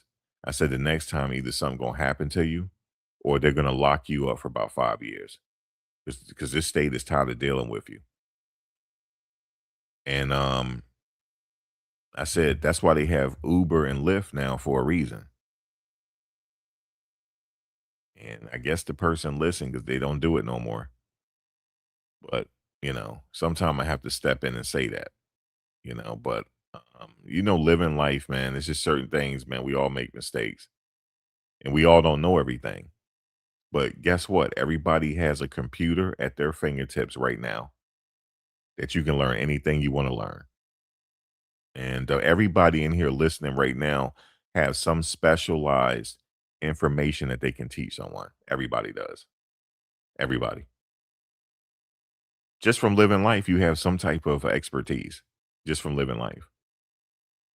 Everybody does, man. There's nothing new under the sun. Somebody tell you nothing new under the sun. My aunt used to always say that's why I'm laughing. She's no longer with us, but I can hear her saying it. Nothing new under the sun, baby. That's how she used to say it.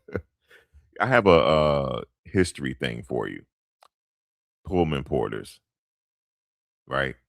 People used to work on the train and the conductors, right? So early on in the history of our country, when the when the railroads was finally built, when the railroads were finally built cross country, when everything was established, that's how people main way of transportation a lot through cross country or up and down the East Coast.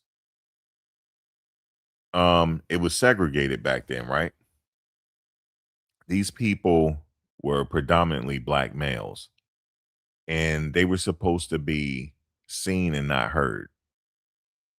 What a lot of these guys used to do, they used to get a lot of stock tips. They used to get a lot of tips on business and stuff like that and how to and what to do with your money because they used to listen to these businessmen on the train and these businessmen never talked to them, but they used to get all this information. That's how a lot of them became rich. A lot of them became rich. So sometimes you just gotta just listen. You just never know. You don't want to be the loudest one in the room.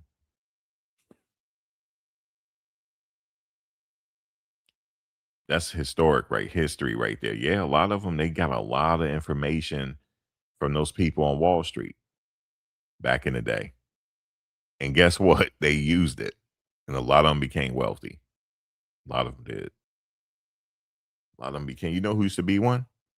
Comedian Red Fox. He used to be one. But he used to be in the streets too, though, because he was good friends with Malcolm X. They used to call him Red. And one of my family members, oops, excuse me, one of my family members knew Red Fox, and they knew of Malcolm. But this was back, excuse me, when they used to call him something else. This was back in because my grandfather, I used to go to Massachusetts every summer. I used to go to Boston, to be exact, every summer to go see him because that's where he lived. But I had other family there too, dating back to when Malcolm X and them used to live there. And they all used to run the street together. All used to be in the juke. They call them the juke joints together. Be in the juke joints together, right? So I got that information, like that oral history passed down to me. So I said, yeah, what did Malcolm used to do? He said, we ain't call him that. He said, we used to be thinking about how we gonna rob people. And he was like in the streets like that. And then he got locked up. He didn't get out until 1950. Oh my God. Malcolm, I think they told me he got out after 1952. When he got out, I think it was 1952 when he finally got out of jail because he did about 6 years and he made parole. And he was good friends with Red Fox back then. So Red Fox was in the streets. And so Red started working for the train, and when Malcolm got out of jail, when he went to New York, this is all in the documentary, but this is what they were telling me as well. I don't know if I'm going to give you any new information, but some of you already should know this, but he had met back up with him on the train. He just ran into him and he's like, yeah, I'm doing this and that, but I be in New York because people that worked on the train, they're from city to city. It just depends on where they rest at, but he used to be in New York a lot. And he was working on his comedy, getting that together. It's before the comedy, but he was working on it. He was always known as a funny guy. And Red got a lot of tips and a lot of information and stuff like that. He got a lot of game from being on that train. And I know they wanted him to join the nation. He said, I can't join the nation or something he was saying. So they went their separate ways. But then Red, went on to become a comedian, a world famous comedian. But Red was a lot younger than he was though. But yeah, man. So yeah, that's true, man. When in the Malcolm X movie, that was true about him and Red. They really did know each other. And those people on the train, they got a lot of game, especially on things that was happening on Wall Street. Another thing, what happened was they used to make a lot of money like this too, because they used to run numbers too. So they knew something was coming before it was coming. So they knew that, man, the market is not going to be over a certain number today because this is going on, this is going on. So they kind of guessed what the numbers were going to end on because that's how people played the numbers based off what the last four digits of the stock market ended at or stuff like that. So it's crazy history though. But yeah, man, it's crazy history back then. Nothing changes though. It's like things, just technology. Sometimes the way people run their system, some people call it sundown, but people got ways of running their own little area. Texas is a big place. So, but there's some, like I said, getting back to him, there's some lawyers that he can go hire. I'm not saying he's gonna get out of jail though. No, he can get some time shaved off. But if they continue to align themselves with certain people, it's almost like it's a uphill battle, guys. He's not gonna make it. It's an uphill battle. But you can learn from it though. We learn from every case that we analyze over here. We do. We definitely learn a lot. Um, I learned a lot from the Amber Geiger case. Remember, she was the one that shot Botham John. Remember when she had the wrong apartment and shot him? Learned a little something from that case out of Florida. Well, Florida is a very interesting state. It's some weird stuff happening in Florida. All the weird cases that we follow happen in Florida for some reason. I don't know what it is about Florida, but it happens. Markeith Lloyd case, we learned a few things. Oh, in the Markeith Lloyd case out of Florida, he had a state and federal case because he killed a police officer, off-duty police officer. So it made it federal. The jury also in Florida, they sentence you as well, and they also do the penalty phase. No, they sentence you and then they do the penalty phase. Florida does it as well. So on the federal case, they say usually, they were arguing mitigating circumstances for him. The lawyer he had a really good defense lawyer for the death penalty that specialized in death penalty cases, and the jury still sentenced him to death. And guess what? The jury got it right on that because the way he killed that police officer was unfair. That police officer didn't even do anything to him, but somebody had alerted the police officer, the lady that was off duty, that a suspect that y'all looking for is in here. So she started looking around and she found him out in the parking lot. And he just, without hesitation, shot her dead. Without hesitation. She didn't have no chance of survival. And they sentenced him to death. Sure did. He's sitting on death row right now in Florida. A jury sentenced him there. But I will be at the Luigi trial. I will be there in person because he has 2 trials to go through, state and federal, and it's going to both be in New York City. So I'll be there for that. Um, I don't know if I'm going to be able to get in every day though because it's a lot of women show up for him. He has a lot of fans that are women that shows up for him every day. You said people often joke about. You said people joke about looking up Florida. Florida, ooh, Florida. Look, we followed a case here years ago out of Florida. It was involving a former Latin Kings member. Did you know he got convicted of triple murder with no bodies? They couldn't find the bodies. He accused his girlfriend at the time of cheating on him, and she had 2 young children, including herself. They could never find the bodies. Do you know what they think he did with them? Sent them to an area called Alligator Alley. It's where they believe he dumped the bodies. The alligators ate them. They were in the bellies of some alligators. And there's so many alligators around there, you don't know which alligator it was. You said Charleston been flip-flopping this entire time. Yeah, but he claims that Chantel, according to him, he had some involvement with the family. And he said that he was paying the kid's car note and everything. That's what Charleston was saying.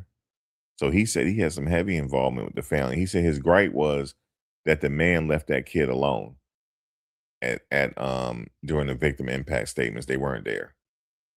And he said the father should have been there to support his son, and it was about money. He said he could raise the money, but he said the dad wanted the money. He said, no, we got to get you a lawyer to get you a right lawyer for the appeals. So that's what he was saying.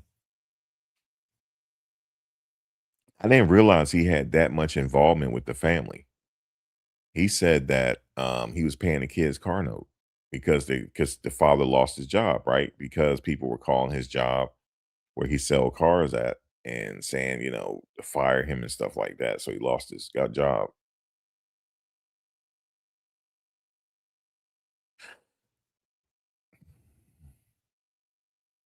So yeah. No, we do not know for sure that the father said it's all about the money. Remember, there's always 3 sides to the story. Charleston White, their side and the truth. But we were just sitting here analyzing what Charleston White was saying. I'm not saying he's totally telling the truth, but he said he got some involvement with them. He said he could be lying about paying the car note. I don't know. He said he was paying the kid's car note.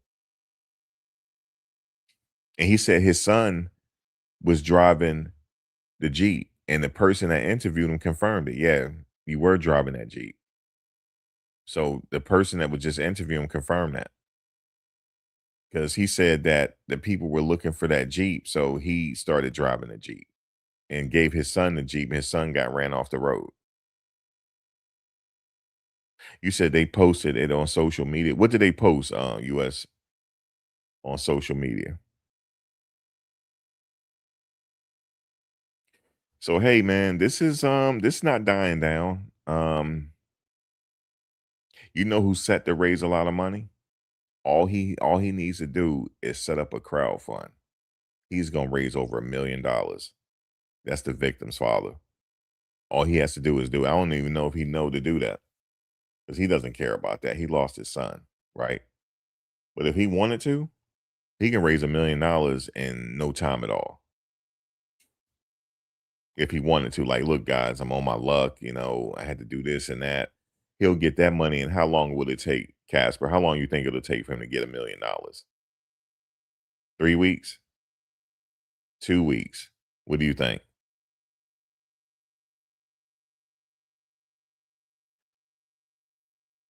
But Charleston, I don't know, Chantel. He claims that he had a lot of dealings with the family. I don't know. Just for a disclaimer, guys, we're not saying that Charleston 100% is telling the truth. These are not the thoughts and concerns of me over here on this show. We're just listening and analyzing and responding to what Charleston White is saying. So I had to do this a response video.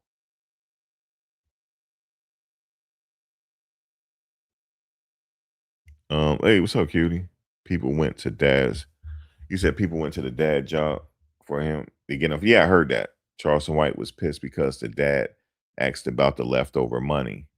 He also wanted to start a GoFundMe. Charleston White is full of shat because it was supposed to be about Karmelo. Well, let me ask you guys this. So let's talk about that part. So Charles, it got to be some truth to it. So Charleston he said we raised some money behind the scenes. It said his dad said he wanted the leftover money. He would want the leftover money. You think he should have got the leftover money? Because Charleston said, no, you're not getting the leftover money. Okay, but what's the leftover money for? Is that for the residuals for if the lawyers need more money? I don't know. I would think they would get the leftover money. I don't know. Like let me just say this, I'm just speaking for myself. If Chantel, if I raised $1 million for your family and you be like, hey Max, we need that extra 200,000 if you have it. You got it. I will get it to you in cash. But Chantel, I'll fly it and give it to you for cash. Because I know you. Or cutie, I know you. You know what I'm saying? Not that you would need it, but if you say what's up with the leftover cash, we flying that out to you. In a suitcase, you're gonna have that money in cash. 99 problems, what's going on? He said that shows zero emotions. Let me see something real quick. You said he asked about the leftover money. You said, I wonder if the leftover is asked about because he is out of work. Yeah, he might be out of work and bills need to get paid. So yeah, give him the leftover money. No, he didn't have control over that money. He raised some other money, Chantel. Charleston raised some back money. Like some people wanted to donate, but they didn't want their name to be out there. Oh, the day of. Okay. Oh, wait a minute. Now, maybe I'm getting it wrong. You talking about the day when the money was released, cutie? You talking about the money that was raised? That money should go to them. The money after they pay their lawyers and whatever else, they also have to have living expenses. That money should go to them. But whatever Charleston raised, If he got some money left over, it should go to them too. But I don't know. That's just how I'd see it.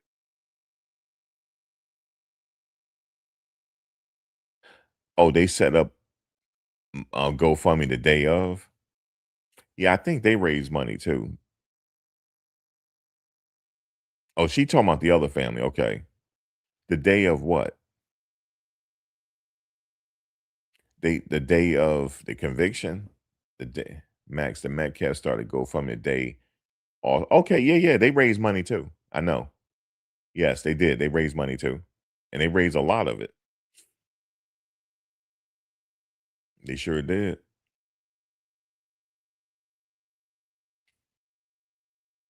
It's all right for them to raise some money, funeral expenses, and maybe they can't work right now because of their mental is messed up. You know, money could go to a good therapist. Deb, I think it should go to Carmelo, like to help out for his legal expenses. You said Metcalf parents got donations and still getting donations. I don't see a problem with that either. Yeah, I don't see a problem with that. They're gonna need some money. Help out with um, getting a good therapist, whatever insurance can't pay. Help around the house if they're not working because mentally they can't work. You know, the mortgage still got to get paid. Stuff like that. Car notes still got to get paid. Yeah, they should raise some money. I was just talking about on the other side. Like Charleston said he raised. Let's listen to some more what Charleston is saying. I just didn't like when he started saying he couldn't get aroused no more thinking about the kid because it's on his mind so much. You said the Metcalfs raised 624,000 plus. That's good for them. Awesome. It's not cool for Charleston White to air out anything behind the scenes because it's possibly making the people not donate to Carmelo. Yeah, I thought about that too. Here's the thing. What I would have did, Cutie. Let's say me and you fell out, Cutie, right? This is how I would do it. Let's say if you going your family going through a high profile situation and I helped you out, right? And me and you had a falling out. That's just between me and you. Nobody's gonna know we had a falling out. You still got to get your money. And who knows, a year or two from now, we might be chill again. Yeah, I value relationships more than anything. I do. Because you never know who's going to be able to help you out here. Never know. I value relationships more than money. I do. Yep. Yep. I value relationships more than money. Because you never know when you're going to need somebody. Never know. Never know when you're going to need somebody, guys. That's how I feel. So, yes, if we had a falling out, nobody's going to know, Cutie. You see what I'm saying? Logical? Look, Logical sitting up here laughing. Listen, Logical, me and you could fall out. You see what I'm saying? Ain't nobody gotta know. That's it. Ain't nobody gotta know, baby. But being that he's talking, I want to know what's going on. We want to, as some people want Cutie, some people want some tea. At the end of the day, some people want some tea out here now. So if he's sitting up there talking, we gonna analyze it. You said Carmelo's an adult, so there has to be a way of just donating to what lawyer he's hired. Lawyers hired. Agreed, Mac. Okay, look, check this out. I was thinking about that. What if Carmelo reach out and say, "Look, guys, I need a lawyer, man. Like, I'm gonna start something. This is apart from my parents. I'm raising something, right? And this and that." I would say people donate to that. But then Charleston is saying he can't help the kid because the guy said, "But what if Carmelo call you and say, because you good with Carmelo? You say he got a special place in your heart." He said, "Yeah, but what if he call you?" And he said, "I can't do that because he don't want to disrespect the parents." You already disrespecting the parents telling us the tea. You already, what I'm saying? Everybody likes some tea. Everybody does. Even Trump is listening. I don't know if y'all know that. Even he know about the case because he want tea. You see what I'm saying? Even though he provides a lot of tea, because he is the content. I don't know if y'all know that. Trump is the content. He is.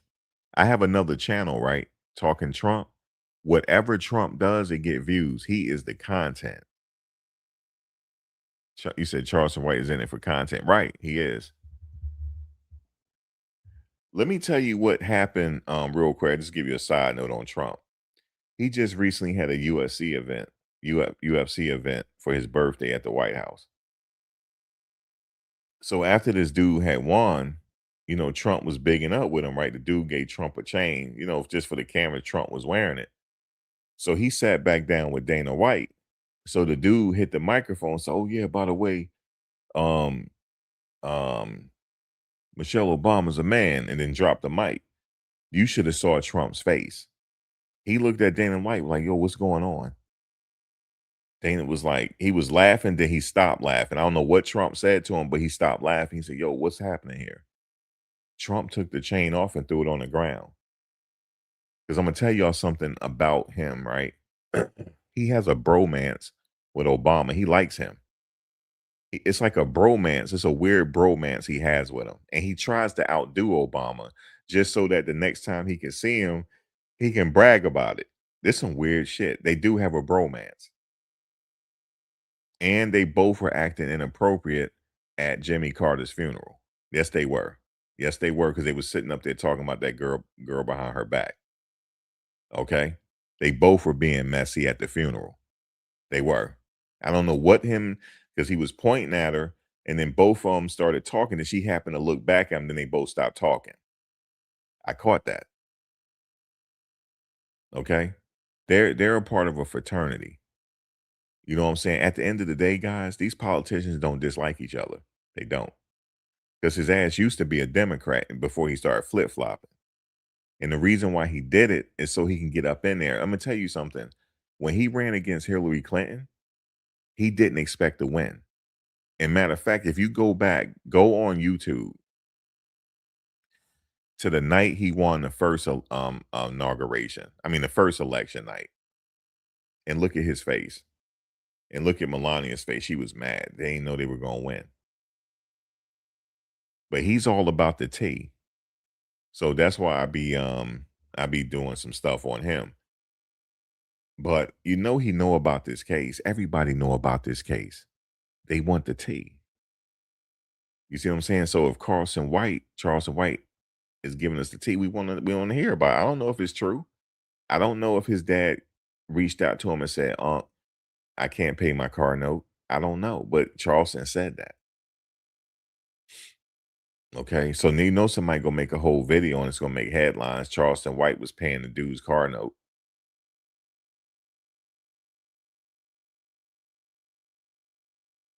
So yeah, you said Charleston White is also found selling watermelon. Yo, he's selling watermelon felon t-shirts. He don't like that kid. Yeah, you know what, Cutie? Thanks for reminding me of that. He don't got love for Karmelo Anthony.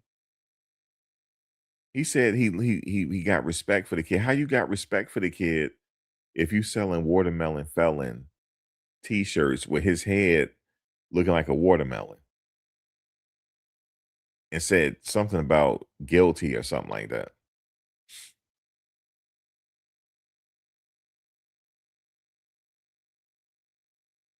If he did, that's personal. Yeah. You didn't know that, Chantel? I don't even want to show you the picture. I know you're gonna go research it. I don't even want to show you. Yeah, he's selling t-shirts that say watermelon felon with his head looking like a watermelon. But he said he got love for Carmelo because he's a good kid and this and that. But why he doing that? And I'm gonna tell you guys something. The father that said that, he doesn't approve of it. I bet you he doesn't.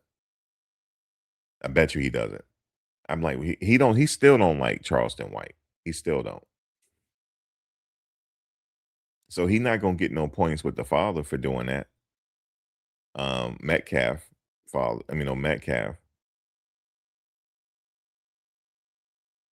Yeah, he's causing people to want to help Carmelo is foul. Yeah, it's crazy. Or he's trying to deter people for trying to donate to the family. You know what I'm saying? So it's an interesting, as far as this trial, cutie, I don't know. Was this the most interesting thing we followed in a while? What you think? This might be, right? I'm talking about post conviction, right, Chantel? This might be the craziest case for in a while we followed.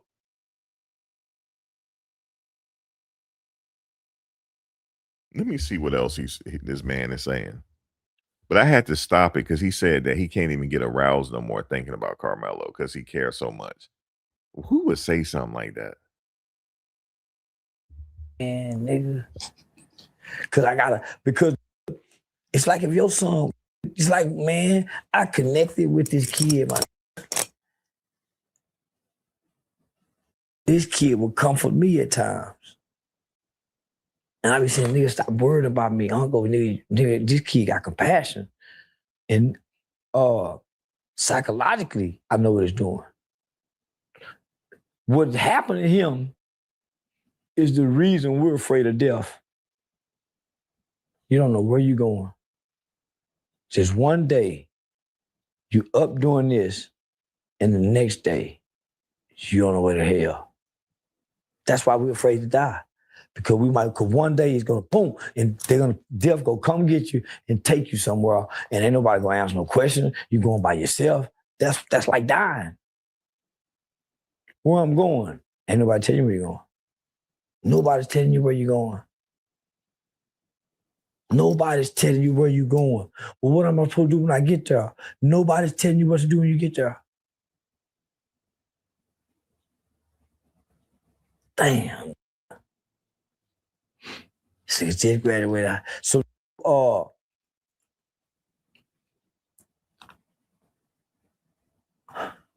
I'm gonna say, nigga, is no child is born bad. And it clearly wasn't a bad kid. Yeah. So what are your thoughts on Dominique with the band Black Action News? Next Generation. I know all of them. Kim T. Cole, I know all of them. They play for the money. They go fund me. That's why everything's about to go fund me in the beginning. Hey, we need to raise money. That's why everything's about to go fund me. That's why everything's about race. That's why they mad about everything. And you can't have a out front like Dominique with child abuse convictions. Yeah, I need with child abuse conviction, homie. No, man. Okay, well let's switch over to this because I need to have your thoughts on this. Yeah. Rick Chow was found not guilty of murder of that 14-year-old Beltane.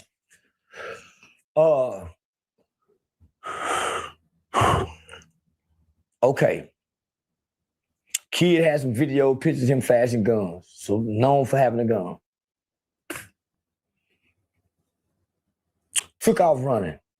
Never stopped running. They wasn't chasing him with a gun. Free, nigga, free read. They didn't come out them shooting. Why was he running so hard? Why? Why can't, if you hadn't done nothing wrong, why are you running so hard out of that store?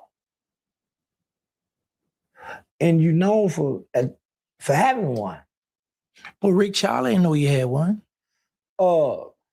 Everybody know the hoods. The hood store know everybody. You know them people work at the hood store know which all our niggas come up with the gun. They come. We know each other. Come on now. Okay, but let me ask you this: do you think that young man and Rick Chow, the old head, could catch up with that young boy? His son chased him down. And I think that his son chased him to catch him. Why? We know the little nigga that got the guns. His son working back there, he probably comes from a weed, buy a cigar, blacks. We engage one another in our communities. So he probably already done something. That's why, homie, Karmelo was a kid you can look back and say, hey man, this kid don't have nobody saying nothing about him, criminal. Just little boy wasn't so. I look wild at 14. Especially at them Arabs and them Asian stores. Standing outside, hey, look out school, I got the gas. But they said, yeah, nigga, they unruly when they go in there. And they got the thukas in their back. So, nigga, them people see that and they remember that. We acting like we don't see it. But you feel like he was justified for shooting? I didn't say that. Why you keep running? I told my son one time during the pandemic, he snuck out, go get him some. The police was at the light. My son ain't never been in trouble. We on curfew, lockdown. He just take out running because he see the police. What you run for? I don't know what police are. Police wasn't paying him no mind. But police still running. Yo, don't go get it. When he got out, he spent one night in boys' home that night. When he got out in front of my mom and him, and his grandmama and him, you know, I told her, they should have shot you. They should have shot you. My mom says, oh, son, don't say that. For real, mama could run in front of the police, they shoot you. Why you running? Well, you got something out. Why you running? You know what got me with Karmelo Anthony?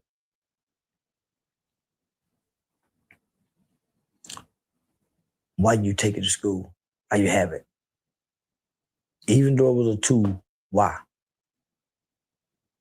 And never gave me, I could never get an answer. You ever asked him that? The daddy too, why? Why do you have it? Yeah, I don't know, like that. Why? I don't know. That's first. Was he getting bullied before then? If he was, then this is murder. Mm-hmm. Yeah. If he was getting bullied anytime before that day, and why they pick him. So I start saying, man, they're not telling me everything. Mm-hmm. And nigga, I'm putting my life on the line with these white folks, these rednecks. Nigga, I'm putting business relationships on the line. And not telling me everything. You know what's crazy by him saying is that is going to deter people from donating to them. That's what he's doing. Y'all right about that. Hey, people might not want to donate.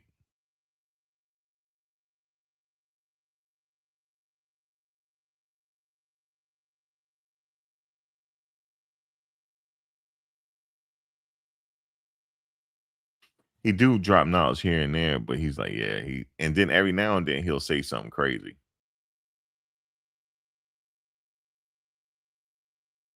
Yeah, he said he also went to the school and saw the footage too, and I don't believe that. Like, I just don't. I don't see how people let you see evidence before the trial start. But some people, he's not the only one that's saying that, so it could be some truth to it. But basically what he's saying is we need to grease some people's pockets for him to get least amount of time.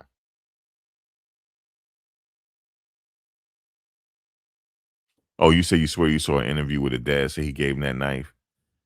Hey, did you guys hear the interview with the parents on the Breakfast Club? If so, what did he say about YNs again? Because I missed it. Because you know how he talks, like he slurs when he talks. He has a slurred speech when he talks. I didn't make out what he was saying about the YNs. He said, yeah, you know, the YNs, you know, the YNs. What about the YNs? Oh my God.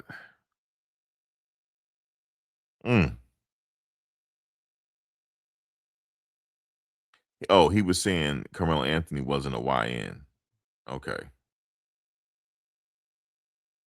Okay. That's what he said. Okay. He wasn't a YN. Okay. All right. I get it. Oh boy. But that's his parents.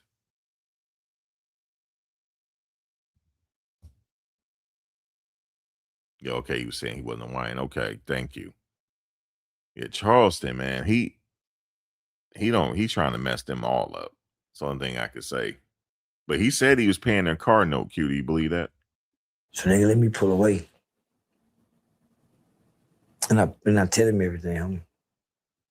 I just don't believe that if he called you and asked you to help bond him out or get a lawyer, you gonna say no. I can't, nigga. But I don't believe you'll tell him no. I have to tell him no. if a judge have to go in hiding, why would I risk that for me and my family? If a judge had to go in hiding, homie, why would I go through this again, getting my shows canceled? Because, yeah, you know what I mean? Nah. All right, so what are your thoughts on Texas man sentenced to 45 years for stealing a Lego? His priors got him. As they said, it ain't the Legos, it's what you've done all the way up to now, nigga. Yeah. Yeah. So it's fair. Okay. It's fair. Okay, now we about to get into this entertainment. Just recently, and I want to know your thoughts on this. Rick Ross was caught flying commercial to Colombia. And, you know, he have a jet. All right. So anyway, they went off Karmelo. So yeah, man. If Karmelo asked for help, he said he can't do it. So it is what it is. You know. So we'll see. I'm sure they're gonna. Did they start a new crowd fund yet? Or if you guys know?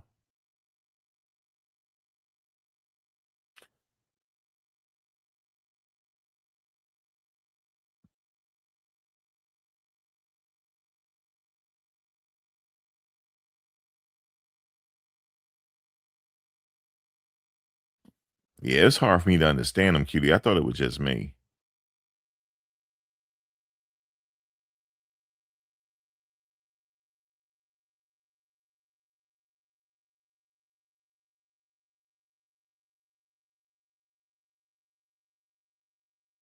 I guess they'll start a new GoFundMe or something.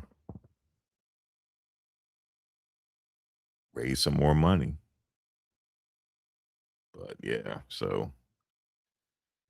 but anyway, it's crazy though.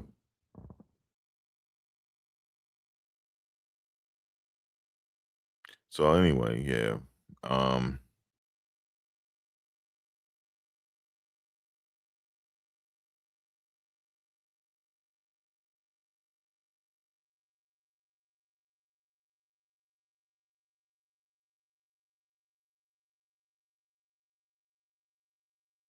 Yeah, when they called, if you call Charleston White Unc, that means you young. That means they're way younger than they're in their 30s. For them to call Charleston White Unc, they're in their late 30s. They have to be.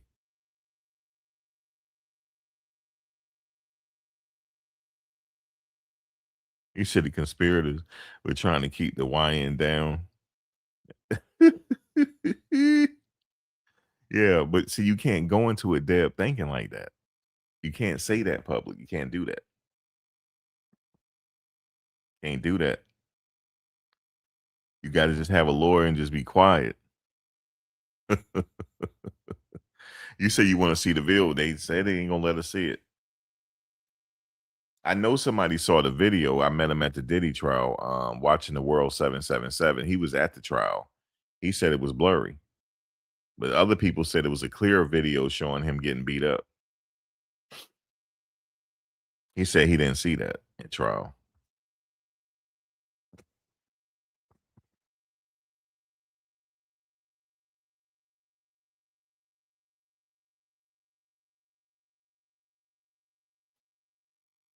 Yeah, he said I couldn't understand when he said that first. I said, did he say YN? And what about YN? I couldn't really make out what he said. I tried to rewind. I said, maybe I was tired. You said, I wonder how they lived in Louisiana, middle class. Yeah, upper middle class. He was a hard working guy. He was a car salesman, but he probably worked for a high end dealership. And he was one of the top salesmen. They said.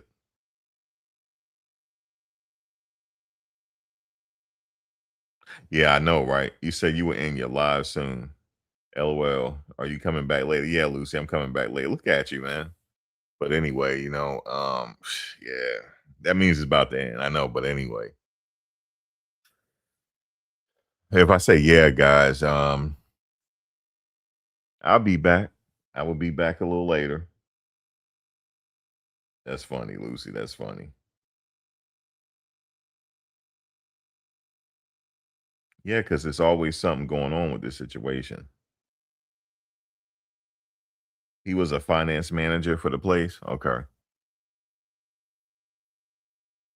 The Charleston, I thought he was selling cars. Wait, Charleston was talking about it. All right, guys, let me get out of here. I will talk to you guys later. And maybe a few hours, I'll be back. All right, y'all. Y'all take care.